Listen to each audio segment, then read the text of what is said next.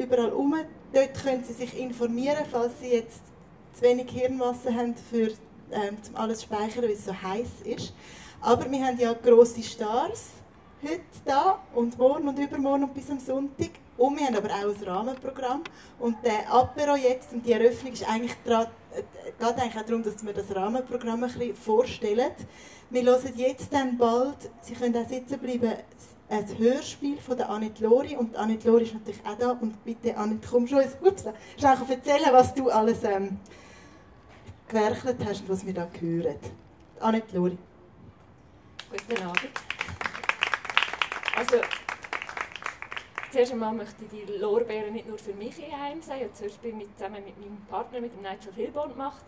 Und natürlich mit den Schauspielern, die einen fantastischen Job gemacht haben. Und er ist Regisseurin. Und was war jetzt deine Frage? was man kann erwarten oder was du ja nicht sagen sollst, wie lange es geht, wieso das Hörspiel, all diese Sachen. Okay. Also in diesem Hörspiel geht es um 3 Leute, die sich erst gerade lernen kennen und die brechen nachts quasi in den Altbotanischen Garten ein. Jetzt ist leider noch nicht Nacht, aber die Stimmung sollte trotzdem rüberkommen. Und sie fangen an, ein Spiel zu spielen, das heisst das Lügenspiel, und erzählen einander Geschichten. Und irgendwann erkennt sich jemand ihre Geschichte von jemand anderem und dann fängt die Situation langsam an zu eskalieren. Und mehr möchte ich eigentlich nicht sagen. Danke, Janet. Und was man muss sagen, es ist extra für das Festival geschrieben und produziert worden. Genau, viel Vergnügen nachher bei dem. Und das kann man auch immer wieder hören. Also wenn es Ihnen gefallen hat, sagen Sie es weiter. Wenn steht auch in diesem Büchlein. Merci, Janet. Wenn jemand vom Radio da ist, kann man so vom Radio nachher übernehmen. Was meinst du vom Radio übernehmen? Wenn jemand beim Radio arbeitet, kann man das auch beim Radio ausstrahlen. Aha, man könnte es käuflich erwerben, zum beim Radio. Gut. Genau. Danke vielmals. Viel Vergnügen nachher mit dem Hörspiel. Dann haben wir auch noch Isabelle Capron. Ich weiss nicht, ob Sie beim Trinkkaufen schon im Pavillon die Installation gesehen haben. Das sieht ein bisschen aus wie ein Zigarettenautomat, irgendetwas. Isabelle, was ist das genau? Also das Horoskop der Hypermonster ist ein Kunstprojekt. Der besteht aus einem Automat und einer Publikation. Und die Idee ist, der Horoskop traditionellerweise bezieht sich auf die Sterne und die Konstellation. Und hier, er bezieht sich nicht auf die Sterne, sondern auf die Satelliten, auf die Abfall, die um unsere Erde kreisen. Und ich habe das einfach gedacht, weil ich schaue gerne in den Sternen und manchmal frage ich mich, ja, was ist das genau? Ist das eine Sterne oder ein Satellit? Und so habe ich mich dieses Horoskop der Hypermonster nachgedacht, weil das sind die Monster, die eigentlich unser Leben beeinflussen. Und was genau muss man machen, damit man das auch mitbekommt, das Horoskop der Hypermonster? Was muss ich machen? Ich muss glaube Geld dabei haben. 2 Franken, also einmal 2 Franken oder 2 von 1 Franken, und das ist wie ein Zigarettenautomat und man kann einfach ein Münz drin werfen und dann ziehen und kommt eure Judith hat schon ihre persönliches Horoskop. Was bist du? Der Rattenkönig. Oh, ja, oh, viel Glück, ja. Also können Sie es ausprobieren. Das Horoskopautomat steht dort im Pavillon. Merci, Isabelle. Gut, und dann haben wir jemanden, der nicht da ist, weil sie sitzt nämlich dann in einem Käfig. Die haben Sie vielleicht auch schon gesehen. Das ist unsere Hungerkünstlerin, Anna Wehn, und sie kann nicht raus. Sie ist schon da drin seit heute am Morgen, es ist wirklich wahr. Am Punkt 6 hat sie ihre nächste Performance, die man anschauen kann, und auch dann kann man sie fragen, was sie da eigentlich genau macht in diesem Käfig. Sie hat gesagt, sie darf nicht raus. Also ich kann auch nicht mehr sagen. Es hat irgendetwas mit Kafka zu tun, wir sehen es dann. Genau. Und dann haben wir noch Lisa Stadler, die etwas gemacht hat. Lisa? Sie kommt. Lisa, was kann man von dir produziert konsumieren, literarisch, in dieser Woche? Ja, ich habe die ganz kurze Geschichten gemacht, die man auf Audioplayer auslehnen kann. Jetzt sind sie gerade hier vorne am Tisch. dann während der Woche kann man es an der Kasse vom Völkerkundemuseum anhören. Sie können sich die auslehnen, verschiedene Geschichten anhören und damit im Park spazieren gehen. Oder Sie können natürlich auch CD kaufen, die es ebenfalls gibt. Und im Park spazieren, hat es dann etwas mit dem Park zu tun? Also kommt dem dann jemand an aus einem Busch? Oder vielleicht nicht? Oder vielleicht schon? Nein, angesichts der Hitze ist das wirklich einfach etwas, um ein bisschen spazieren, vielleicht ein Sandwich dazu essen. Das wär's.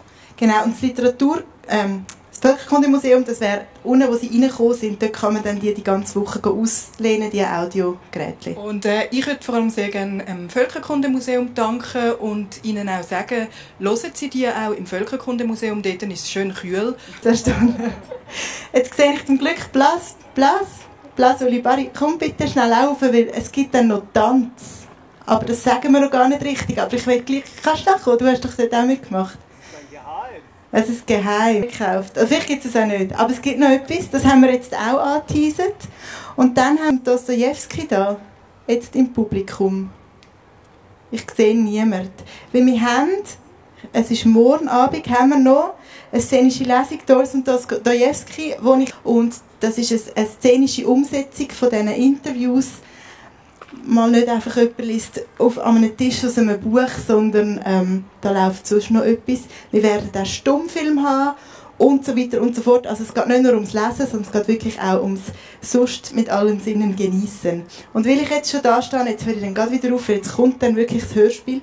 Weil ich schon da stand, heute Abend ist ja der John Cleese von Monty Python, unser Stargast. Er wird da oben sein und reden und lesen. Er hat mir gestern versprochen, er liest auch auf Deutsch etwas, obwohl er nicht Deutsch kann. Und weil das so gut ausverkauft war, ist etwa 2 Sekunden, haben wir jetzt mit ihm schnell noch angebracht, dass er heute Abend um 10:30 im Kaufleuten Clubsaal unten noch ein Zusatzprogramm macht. Und wir haben mit ihm abgemacht und mit dem Moderator Hannes Hug, mit dem Schauspieler Jonas Rüegg, dass sie nicht wissen selber, was dann passiert. Es geht etwa eine Stunde. Es hat noch Billett, also wenn Sie interessiert sind, kommen Sie einfach um 9:30 vor das Kaufleuten, dort hat es Abendkasse und es hat sicher noch Billett, falls Sie jetzt zu denen gehören, die unbedingt kommen wollten und es doch nicht geschafft haben. Und jetzt ist dort hinten gerade noch Gesa Schneider abgesessen und sie ist Mitorganisatorin von dem Festival. Gesa, ich mache so ein bisschen Impro, bla bla, die müssen mir jetzt alle zwangsläufig zuhören, aber komm erst schnell, dich verbeugen und dann hören wir wieder auf. Schön sind Sie da. Gehen Sie Mineralwasser trinken. Ich hoffe, Sie haben die Sonnencreme dabei. Gesa Schneider. So, voilà. Danke, liebe Corinna. Wir freuen uns sehr, dass wir so Glück haben mit dem Festival, mit dem Wetter, mit John Cleese. Wir sind speechless. Wir waren gestern mit ihm essen und er ist fantastisch und unglaublich nett. Und es ist immer wieder erstaunlich, wenn man jemanden kennenlernt, den man nur aus dem Fernsehen kennt. Und auf einmal sitzt er da und ist so wie wir. Und auch so, wie er wirklich auch in dem Film ist. Aber wir sagen jetzt nicht zu viel, sonst kommen sie nicht mehr. Also. Aber wir haben auch ein tolles Rahmenprogramm. Und alles erzählt. Gut. Viel Spaß, danke fürs Kommen.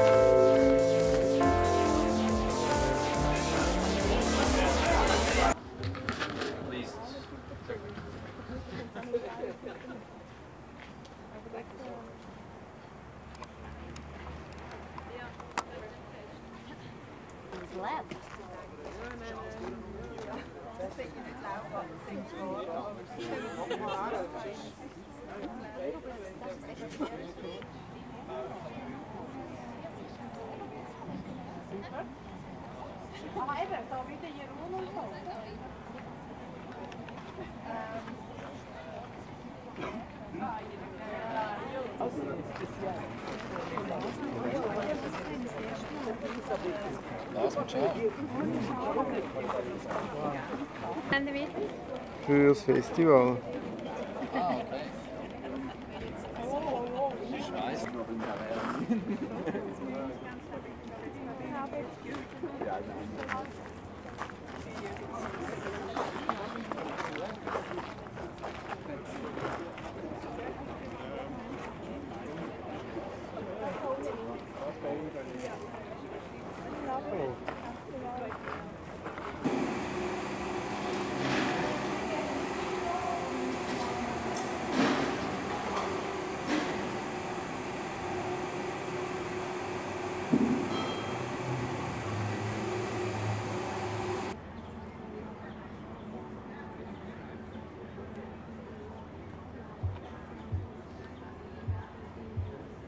Tot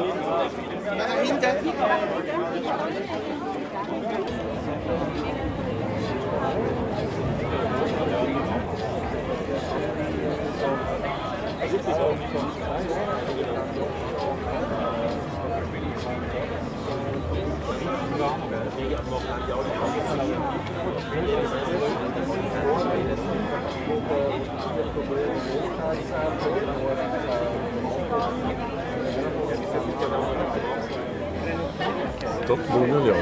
Regenen, kaminen.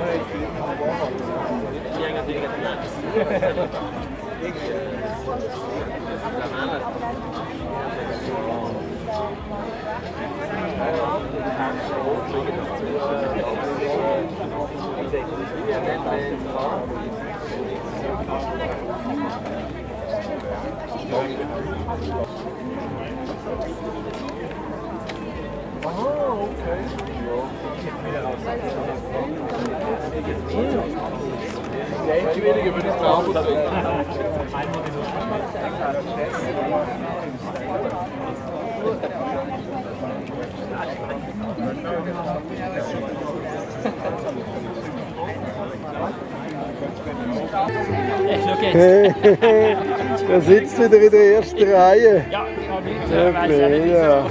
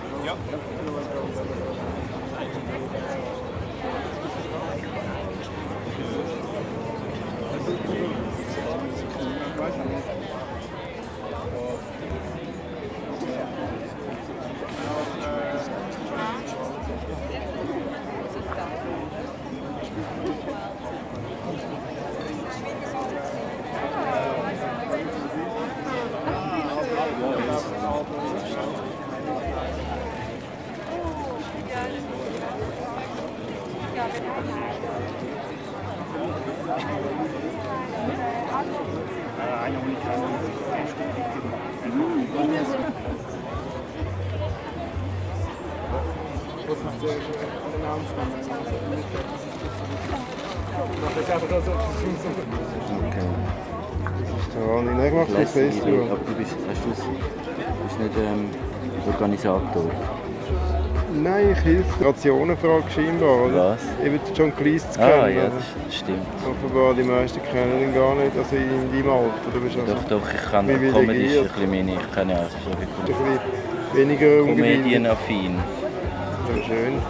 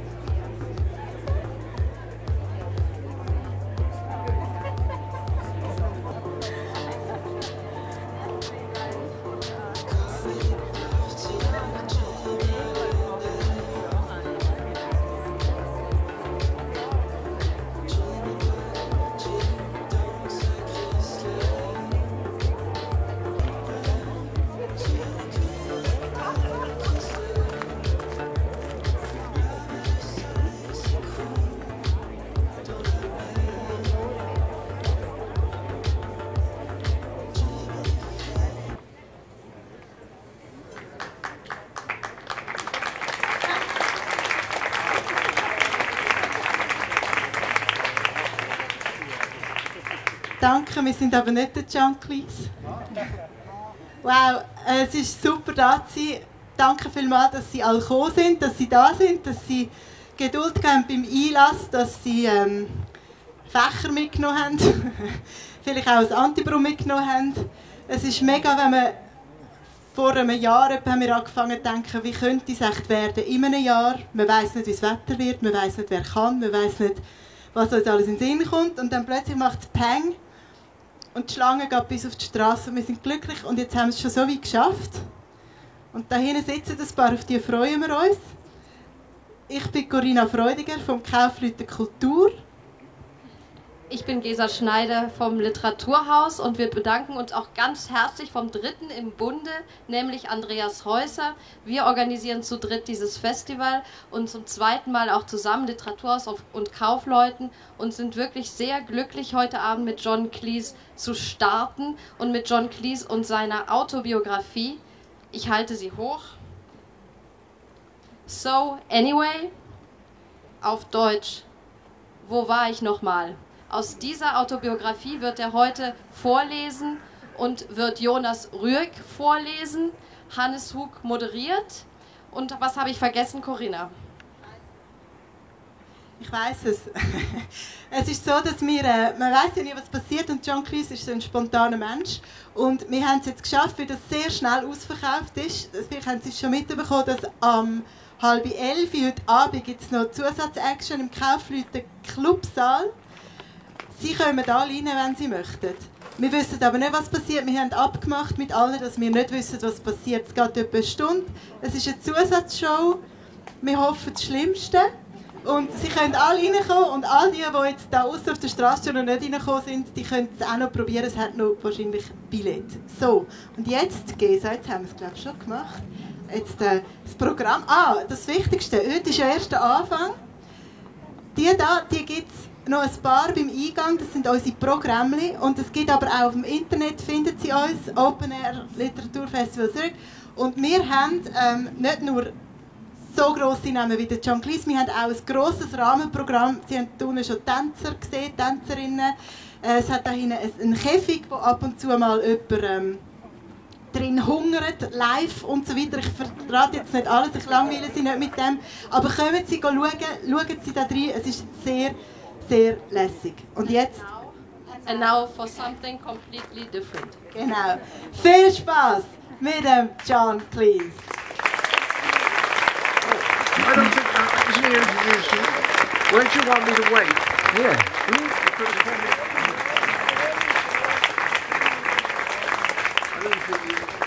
So, guten Abend, meine Damen und Herren, grüß euch miteinander. Es freut mich natürlich besonders, hier oben zu stehen, heute an diesem wunderschönen Sommerabend und auch aus dem Behufe des Besuches des großen Gastes aus England.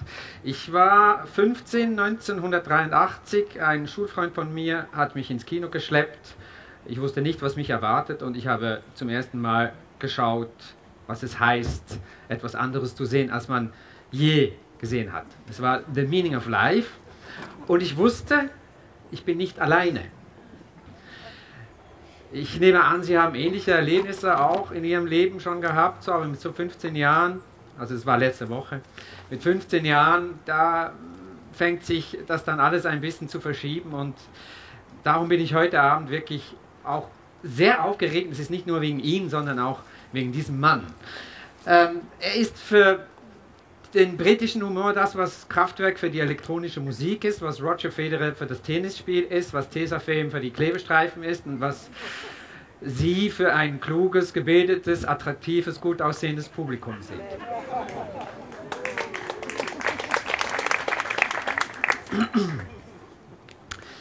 Ich muss eigentlich gar nicht so viel sagen. Monty Python, Fawlty Towers, Fish Called Wanda, Fierce Creatures. Letztes Jahr eine große Reunion mit Monty Python.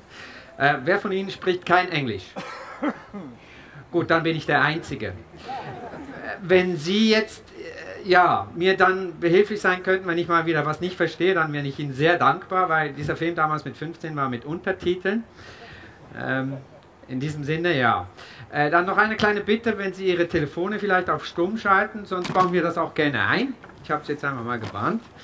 Und ich glaube, das war's. Tschüss. Ah nein, halt. Please warmly welcome Mr. John Cleese.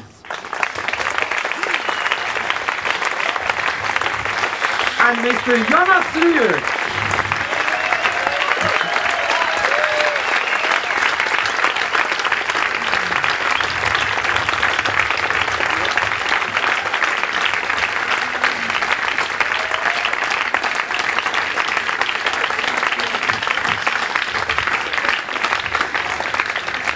What were you saying about me?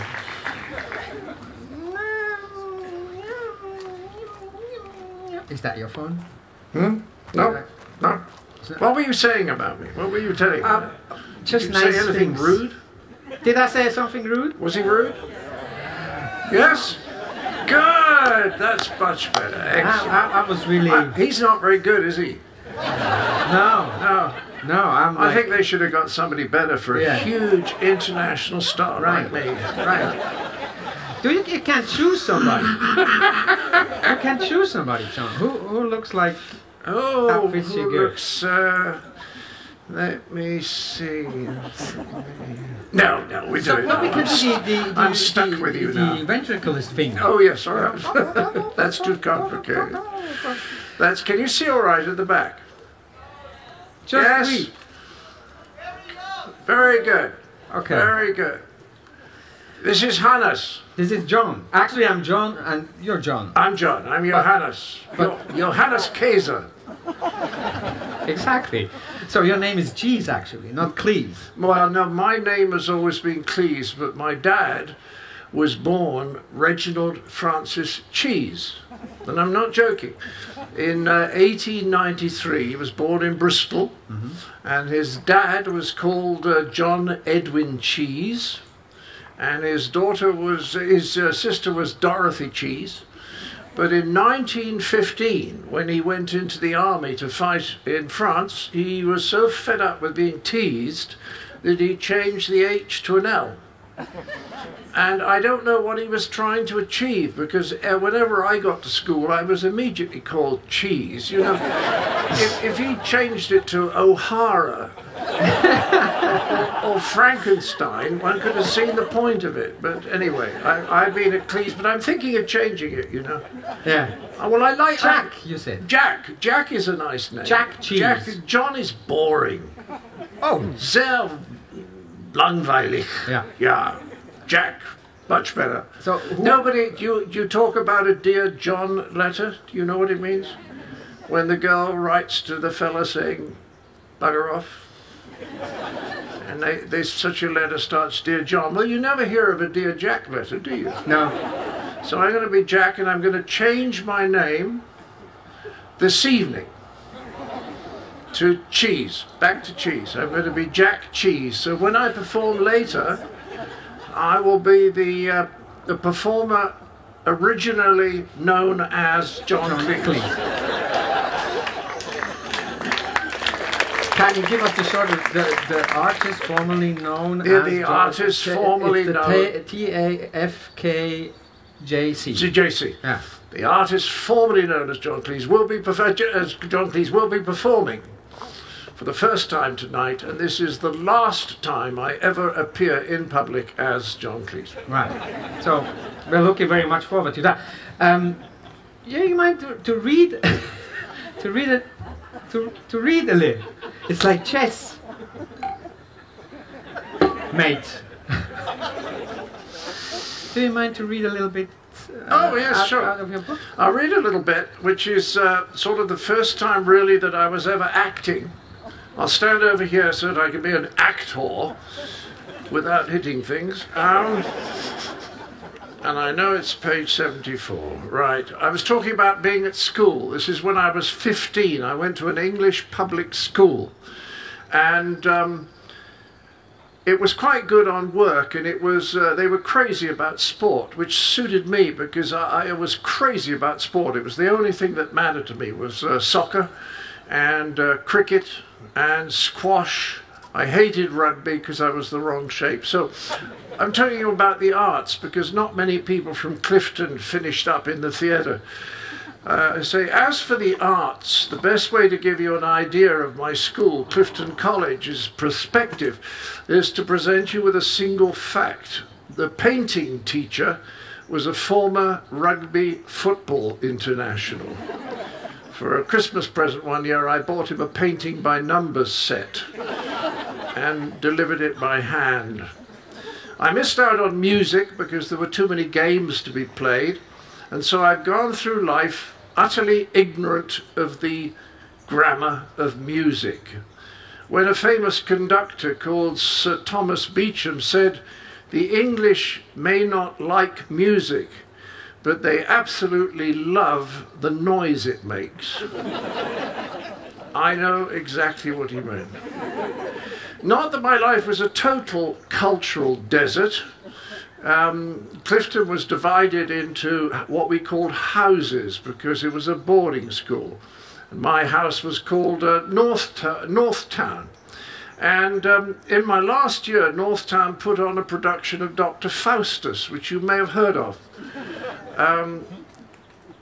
Now, two of the boys who were, quote, interested in acting were given the big parts, Faustus and Mephistopheles, but I was given the smaller but crucial role of Lucifer, the Prince of Darkness, the embodiment of evil, the Antichrist himself. Now, I realized right from the start that playing Satan gave me a chance to prove myself as a serious straight actor, but I'm afraid it was a devil too far. Part of the problem was my tights. Someone decided that in order to make my first entrance as terrifying as possible, I should be dressed in starkest black with a scarlet cloak and black tights. Now, I explained earlier in the book how tall and skinny and unmuscular I was. So I said, my legs were so thin I could have played a flamingo.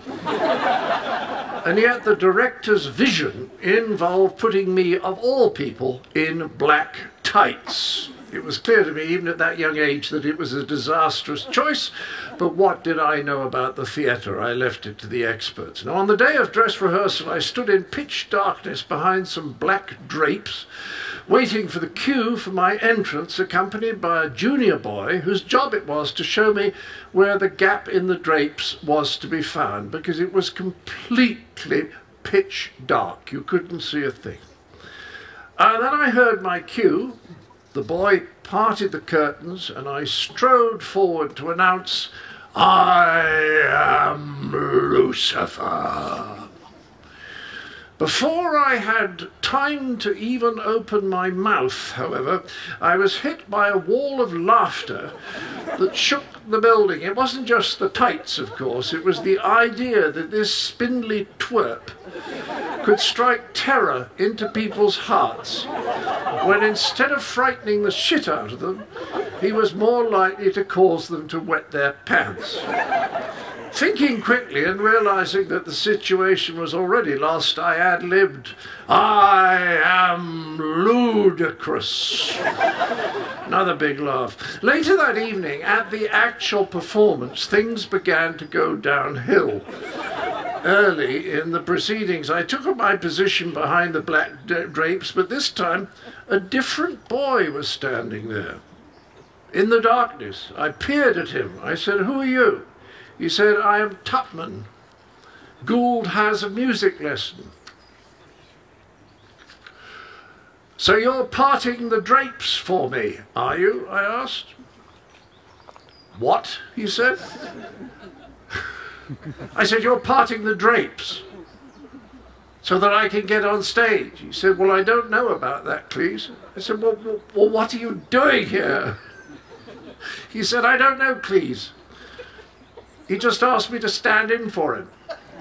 So now I can hear my cue coming up in about 10 seconds, and I start groping the drapes in the dark, trying to find the gap between them, desperately grabbing at the pitch black cloth in search of an opening as the seconds tick away. And there's my cue. So I just walk forward into the drapes, and I keep trudging forward against the weight of all the velvet cloth that is clinging to me, and the audience starts to giggle at the sight of this strange, increasingly large bulge in the black cloth that is ever more slowly making its way towards them. The actors stepped back in alarm, at least I was frightening someone, and I managed just to keep going, so that when I have reached a point about halfway to the front row of the stalls, the drapes at full extension start sliding back over my head and finally fall back, revealing a strange creature, a lacquered stick insect, apparently in a fright wig, who announces, "I am Lucifer," by which time most of the audience have lost contact with their chairs. I didn't try straight acting again for another 37 years, when I played Kenneth Branagh's tutor, Dr. Waldheim, in his film of Frankenstein, and this time it was a triumph. I didn't get a single laugh, not even when Robert De Niro stabbed me to death.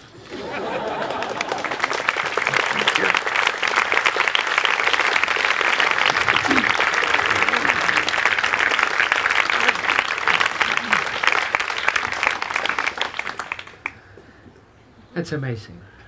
It's absolutely true. And when I realised, because you're young, you know, I was 17, when you realise that the boy who's standing in has no idea why he's there or what he's supposed to do, and you're in the pitch dark, and there's 600 people out there, much bigger audience than this, along with the judges and the headmaster, you could imagine the terror. But most of the stories about stage and television, they're always basically horror stories of people getting things wrong or accidents happening which cause maximum embarrassment.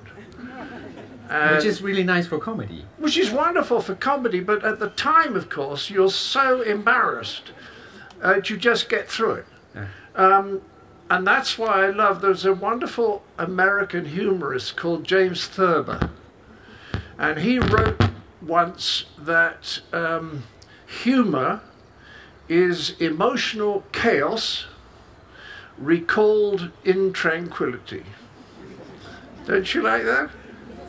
You know, when your ego is involved at the moment when it's all happening, you are so distressed, but a month later, when you're relaxed about it, you can laugh at exactly the thing that was making you want to die on the spot at the time. It seems to me that you're really serious in your work, as preparation, as rehearsing. What was the most worst blackout that you ever faced when you were on stage? I think the most embarrassing moment I ever had, we were touring New Zealand.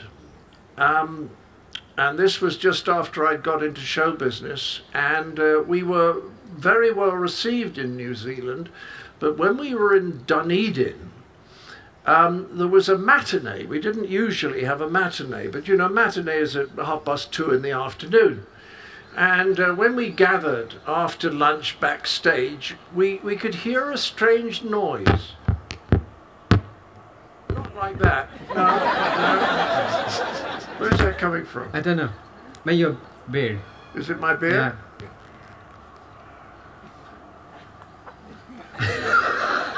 Sound effect time. So there was a strange noise and we couldn't figure out what it was. It was a sort of tinkling noise. So we went to the curtain and we peeped through, and the entire audience consisted of 70-year-old ladies, each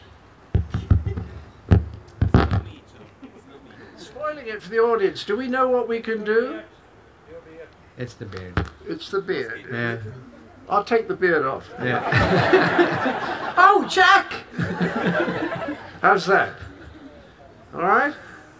Okay. They were, each one of these 70 ladies had a cup of tea. and they were making this tinkling noise with the cups, you see. And all the way back, that was all they were, 70-year-old ladies drinking tea. So when the curtain went up and we started trying to make them laugh, it really was very funny, because they just sat there very contentedly, thinking what nice, clean young men we were, and we looked very smart, and we'd shaved and all that kind of thing, and they really liked us, but they had no idea what we were talking about. And I had a particularly funny line in the show. It was about 20 minutes into the show, and I was an Old Testament weather forecaster. And I was forecasting the plagues of Egypt. Do you see what I mean? So I was saying, and then there'll be rivers of blood, death of the firstborn, and then moving in from the south-southeast, boils. And boils always got a huge laugh. So I said to the cast, I'm going to get the first laugh from these old ladies. And they said, no, you're not. And I said, yes, and we started betting money. And we didn't have much money in those days. I had about £30 bet with the other people in the cast that I was going to get the first laugh, you see. And I got to this and I said, rivers of blood, death of the firstborn, and then moving in from the south-southeast, boils. And I said it very loudly so that they'd be able to hear it, the ones with hearing aid. Complete silence. Well, actually, it wasn't complete silence because it was the sound of the teacups. And then laughter from the wings, because all the actors who'd just won £30 off me. So I just stood there in the front row, laughing. I just couldn't stop laughing. And I just stood there for 2 minutes. I was out of control. They were laughing, I was laughing, the old lady was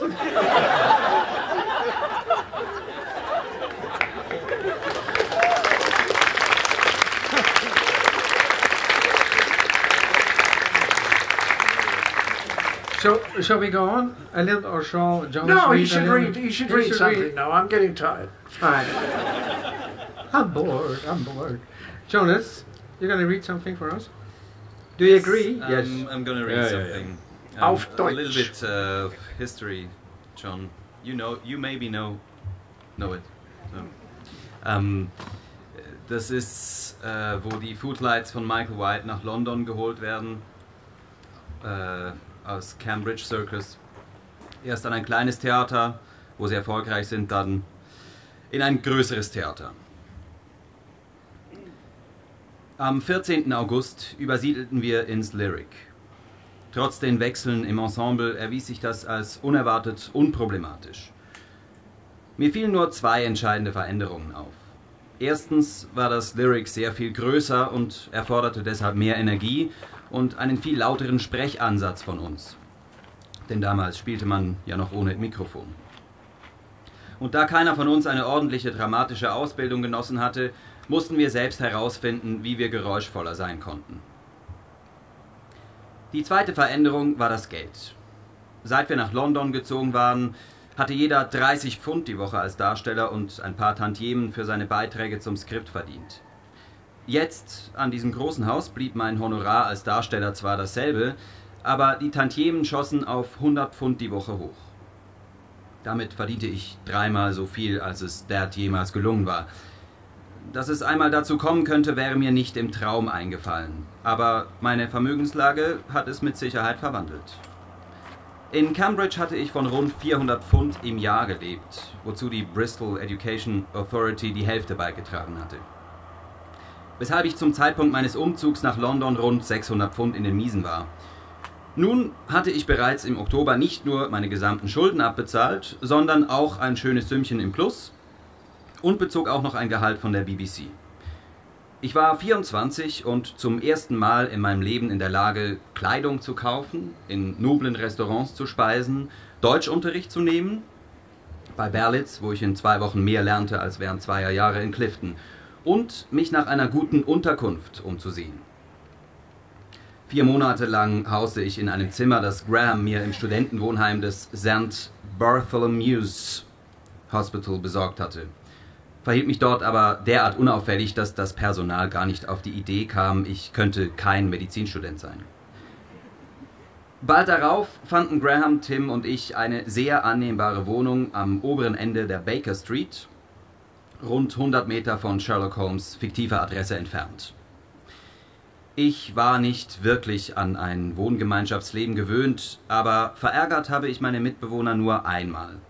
Nämlich, als ich erstmals an der Reihe war, den Einkauf zu erledigen und meiner wachsenden Vorliebe für exotische Lebensmittel wohl etwas zu sehr nachgegeben hatte, denn ich kehrte mit einer Tasche voll solcher Leckerbissen wie geräucherter Elchleber, schokoladierten Ameisen, Makrelen, Backpflaumensuppe und einem Walrosshoden-Curry zurück, derweil ich Milch, Brot und Eier schlicht vergessen hatte. Ich durfte niemals wieder einkaufen gehen. Rund 6 Wochen vor dem Ende der Spielzeit im Lyric, wo ich ja auch noch auftrat, machte ich eine Erfahrung, die eigentlich wundervoll hätte sein können. Es geschah an einem Abend, an dem mir ein fast perfekter Auftritt gelang. Ich bekam jeden Lacher, geriet keinen Moment aus dem Takt, mein Timing war vorzüglich, ich war entspannt, diszipliniert und saukomisch. Es hatte schon Abende gegeben, an denen ich die meisten Sketche haargenau hinbekommen hatte, aber noch nie hatte ich die ganze Show über so tadellos gespielt. Ich war superb. Ich bitte, sich zu erinnern, dass wir rund 180 Vorstellungen hatten und dies nur ein einziges Mal geschah. Das Ergebnis? Ein Rausch. Und dann, am nächsten Tag, die Depression. Denn da wurde mir bewusst, dass ich es nie wieder so perfekt hinbekommen werde. Von nun an würde ich jeden Abend die Bühne betreten und es weniger gut machen, als ich, wie ich nun wusste, in der Lage war. Von nun an konnte es nur noch bergab gehen. Ungefähr eine Woche lang wurde die Show daraufhin zu einem einzigen Krampf für mich. Vor jeder Vorstellung musste ich mich durch eine emotionale Schallmauer hindurchkämpfen, wohl wissend, dass ich gleich einen höchst unvollkommenen Auftritt hinlegen und deshalb anschließend höchst unzufrieden sein würde. Ich war in einem lächerlichen Perfektionswahn gefangen. Natürlich fand ich letztendlich noch zur richtigen professionellen Einstellung, die da lautet: Versuche Abend für Abend so frisch wie möglich zu spielen und sei stolz auf deine Disziplin. Doch von nun an fühlte es sich wie Arbeit an. Als unsere Spielzeit im November zu Ende ging, waren wir alle ziemlich erleichtert, mit der Folge, dass bei unserer Abschlussparty eine reichlich gedrückte Stimmung herrschte. Wir waren stolz auf das, was wir erreicht hatten, wussten zugleich aber, dass es nur eine vorübergehende Phase gewesen war. 2 Tage später beschloss ich, meinen ersten freien Wochentagabend seit 5 Monaten zu feiern und gönnte mir ein gutes Buch zu einem guten Essen in einem Fischrestaurant in der Baker Street. Ich bestellte und begann zu lesen und fühlte mich immer unbehaglicher. Ich fand nicht heraus, was mich so beunruhigte, merkte aber, dass es von Minute zu Minute schlimmer wurde. Ich begann zu schwitzen und mein Brustkorb schien immer enger zu werden und dann, Alarm, fing mein Herz mit einem Mal wie wild zu pochen an. Sehr wild. Ich atmete mehrmals tief ein und aus. Was zum Teufel geschah da mit mir? Ich sah auf meine Uhr. Es war 8. Vorhang hoch. In dem Moment, als mir klar wurde, was da gerade in mir ablief, verschwanden die Symptome. Das Verrückteste dabei war, dass mir das nicht am ersten Sonntag nach dem Ende unserer Spielzeit, sondern jetzt, am Montag, passiert war, an dem wir hätten auftreten müssen. Mein Unterbewusstsein kannte den Unterschied sehr genau.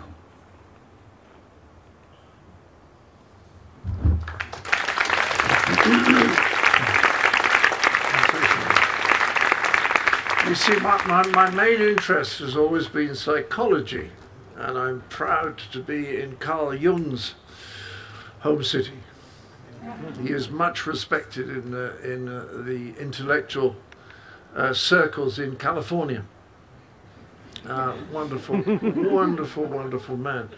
But this was one of the first times I'd ever understood about the unconscious.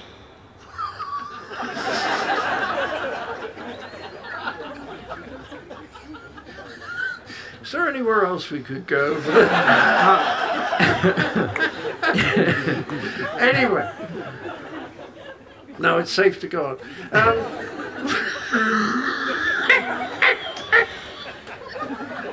Where was I? I forgot. How much of the German you... No, how much the of unconscious. Yeah. I was not brought up in a society where people talked about the unconscious. But the extraordinary thing to me was sitting in that restaurant, you see, as it came up to 8 o'clock and my heart started to beat. When I thought about it afterwards, the bizarre thing was that never happened on Sundays. We didn't have a show on Sundays. I never got nervous at 2 minutes to 8 on Sundays. So my unconscious knew that I didn't perform on Sundays. Now, isn't that extraordinary? And I was married to a therapist, and she told me, for example, people often have a very difficult year health-wise when they reach the age at which one of their parents died. It just fascinates me. I was with a London dentist, and one day I arrived. I have terrible teeth. I have the worst teeth in the world. And one day I arrived, and he said, when you were here last week, something happened. Do you mind if I carry out an experiment? And I said, no, fine. So he sat me down and he injected me, and then he drilled, and it was quite heavy stuff, for something like maybe 45 minutes, okay? And then afterwards, he finished, and I said, so what was the experiment? And he said, I injected you with distilled water. There was no anesthetic in it. The previous week, he'd done it by accident, realized halfway through, saw that I was not in any pain, and continued. Now, the power of people don't talk about this except for dear Carl Jung and Siggy Freud, but it just fascinates me, and the more I think people are realizing more and more and more how much goes on out of our consciousness. And that's where people always look down their nose at me, because I've had so much therapy, and they say, well, you've done all that therapy? And I say, yes. And I say, have you ever done therapy? And they say, oh, no. And I said, so do you accept the idea of an unconscious and that it more or less runs your life? And they say, well, yes. And I said, you never wanted to find out about that at all? Unfortunately, they always say no, because they are completely perfect in every respect. So you get rid of perfection through the experience. Yes, you get more relaxed about it. I used to be so tense about making the making the slightest mistake. And now when these things happen, I just find them funny. You see, it's wonderful, isn't it? If I was embarrassed by this, you'd all be embarrassed, you see? It's a very interesting rule that if the performers get embarrassed, then the audience get embarrassed. You're very multi-orientated, interested man. So psychology is one, zoology is one. There's a lemur named after you. Yes, and I had lunch with Urs Tullman. Are you familiar with the Mikey? The what? The Mikey?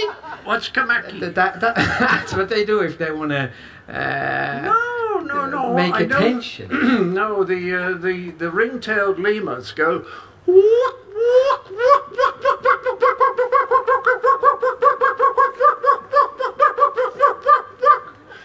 And I love the way that ring-tailed lemurs conduct warfare, because they live in tribes, you see.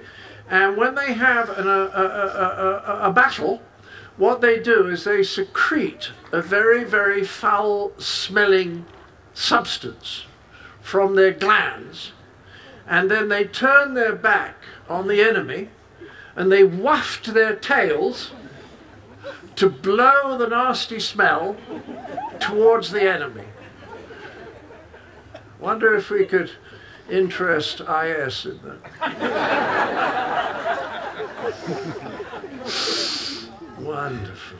No, I love lemurs. I was Urs Tallman, who's I think in the audience, an academic who discovered a new lemur, and he wrote to me some years ago, and he said, could I name the lemur after you? And its proper Latin name is Avahi cleesii, or Cleese's woolly lemur.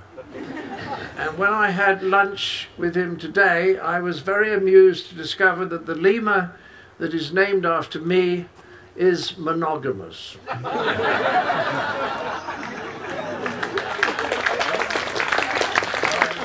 How does he look like? What does he look like? He looks very boring.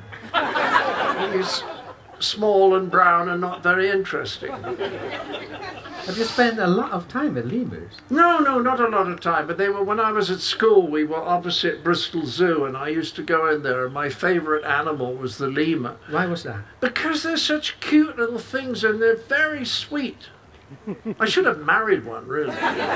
You know, they're totally good-natured. The only thing is they are appallingly stupid. And the only reason that they're only found on Madagascar, and the reason is that when they were on the mainland of Africa, and they were on the mainland of Africa for about an hour and a half, because these little creatures would walk up to leopards and say, "Good morning, Mr. Leopard.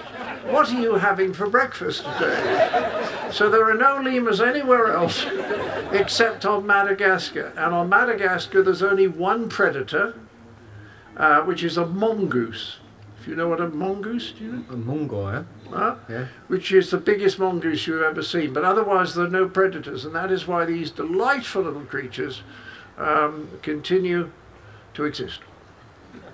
So we have to watch the movie. It's really worth to watch it. The movie you made. The little, the 1 hour program is really quite funny. Mm-hmm. And I'm very rude about Michael Palin, so it's well worth watching. And especially one of the lemurs, the one with the long finger. Yes, that's a very strange one. Yeah. But it's all in the program. But I did it, and for some reason I was very pleased because it attracted a lot of attention to this delightful species. But the fact is, and Urs was telling me this today, the political situation in most African countries is so unstable that the conservation efforts are really held back by the fact that you don't know when the next coup d'etat is coming. Do you see what I mean? It's very sad. It's like, if I'm watching at your, or reading your autobiography, there's always a lot of animals coming up. Yes. It's a hamster while you were studying. Yes. It's a rabbit when you were a kid. It's a parrot. I don't know later. what it is. I mean, I'm the happiest now. I like to tell my fans this because they know I've had a rather difficult marital relationships. I have actually been married, you'll be pleased to hear, for 30 years, but that is adding all the bits together. And I've had a rather unsuccessful time in some ways, and I celebrated on Monday. I had a wonderful day, one of the high points of my life. I made my final payment to my last ex-wife. 1st of July. Champagne! I should tell you, I paid her altogether $20 million. Can you believe that? It's hilarious, isn't it? And the joke I used to do at my stage show, I always used to say, well, when I said 20 million, a lot of the time the audiences would go, oh! You know, they were shocked, as they should be. And so when they were shocked, I would say to them, no, I said, because, you know, I apparently got off lightly. And they said, what do you mean lightly? And I said, well, my lawyer said, think how much more you would have had to pay her had she contributed anything to the relationship. No children, no income, no assets, 20 million. It's quite a bit. It's quite a lot, actually. It takes a little time to pay it off. And now it's that I can do nice things to come to my favourite city in Switzerland, just about my favourite city in, well, no, I love Vienna and I love Stockholm. A lovely city like this, and talk to people like you for complete peanuts.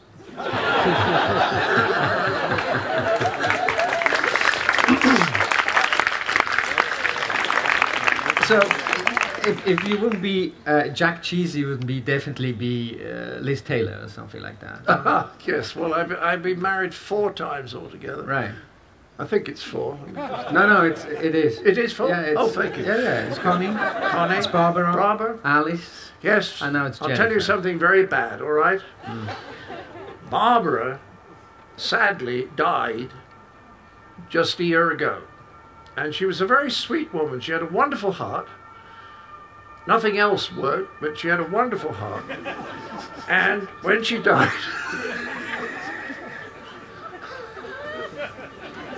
I'm ashamed to say that I said to my wife, the wrong ex-wife died.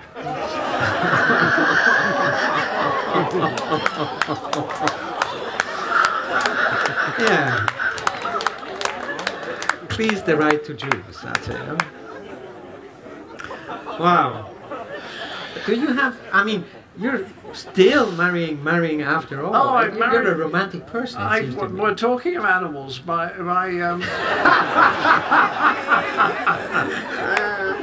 wife is actually called the fish. I rechristened her because she swims like this. It's quite beautiful to watch.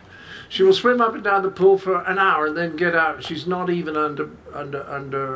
she's not even out of breath. And I think she's learned how to breathe underwater. Okay. I think that's the explanation. But I call her fish, but you're right, I've always loved animals, and I don't know what it is about them, but they just, I much prefer them to my friends. I have three cats, and now a new one, a very small one. The first cat is huge. It's an American breed called the Maine Coon, and this one weighs 11 kilograms. Wow. It's about half the size of my wife. And well, what does she eat? Not the wife, the cat. The cat? Yeah. Oh, I see. Well, my wife, it's more interesting what my wife loves smoked elk's liver. Actually, it's not true. I just made it up. No, it sounds like a demanding cat. I mean. Oh, no. They all eat this specially prepared cat food that's made by vets, and it's very boring. And they eat it every day, and they won't eat anything else now. I gave them some chicken the other day, and they didn't. This isn't food. But they're so lovely, and they give us such complete and utter pleasure. And I've realized that one of the reasons I think it's possible to get happier as you get older is that you need less. You see what I mean? You just need a wife and 3 or 4 cats. And maybe somewhere to live too if you can afford that. Yeah. But life can be made very simple, and when it becomes simple, it's lovely because you can laugh at all the rich people. Psychiatrist said to me a few months ago, he said, if you want to know what God thinks about money, look at the people he gives it to.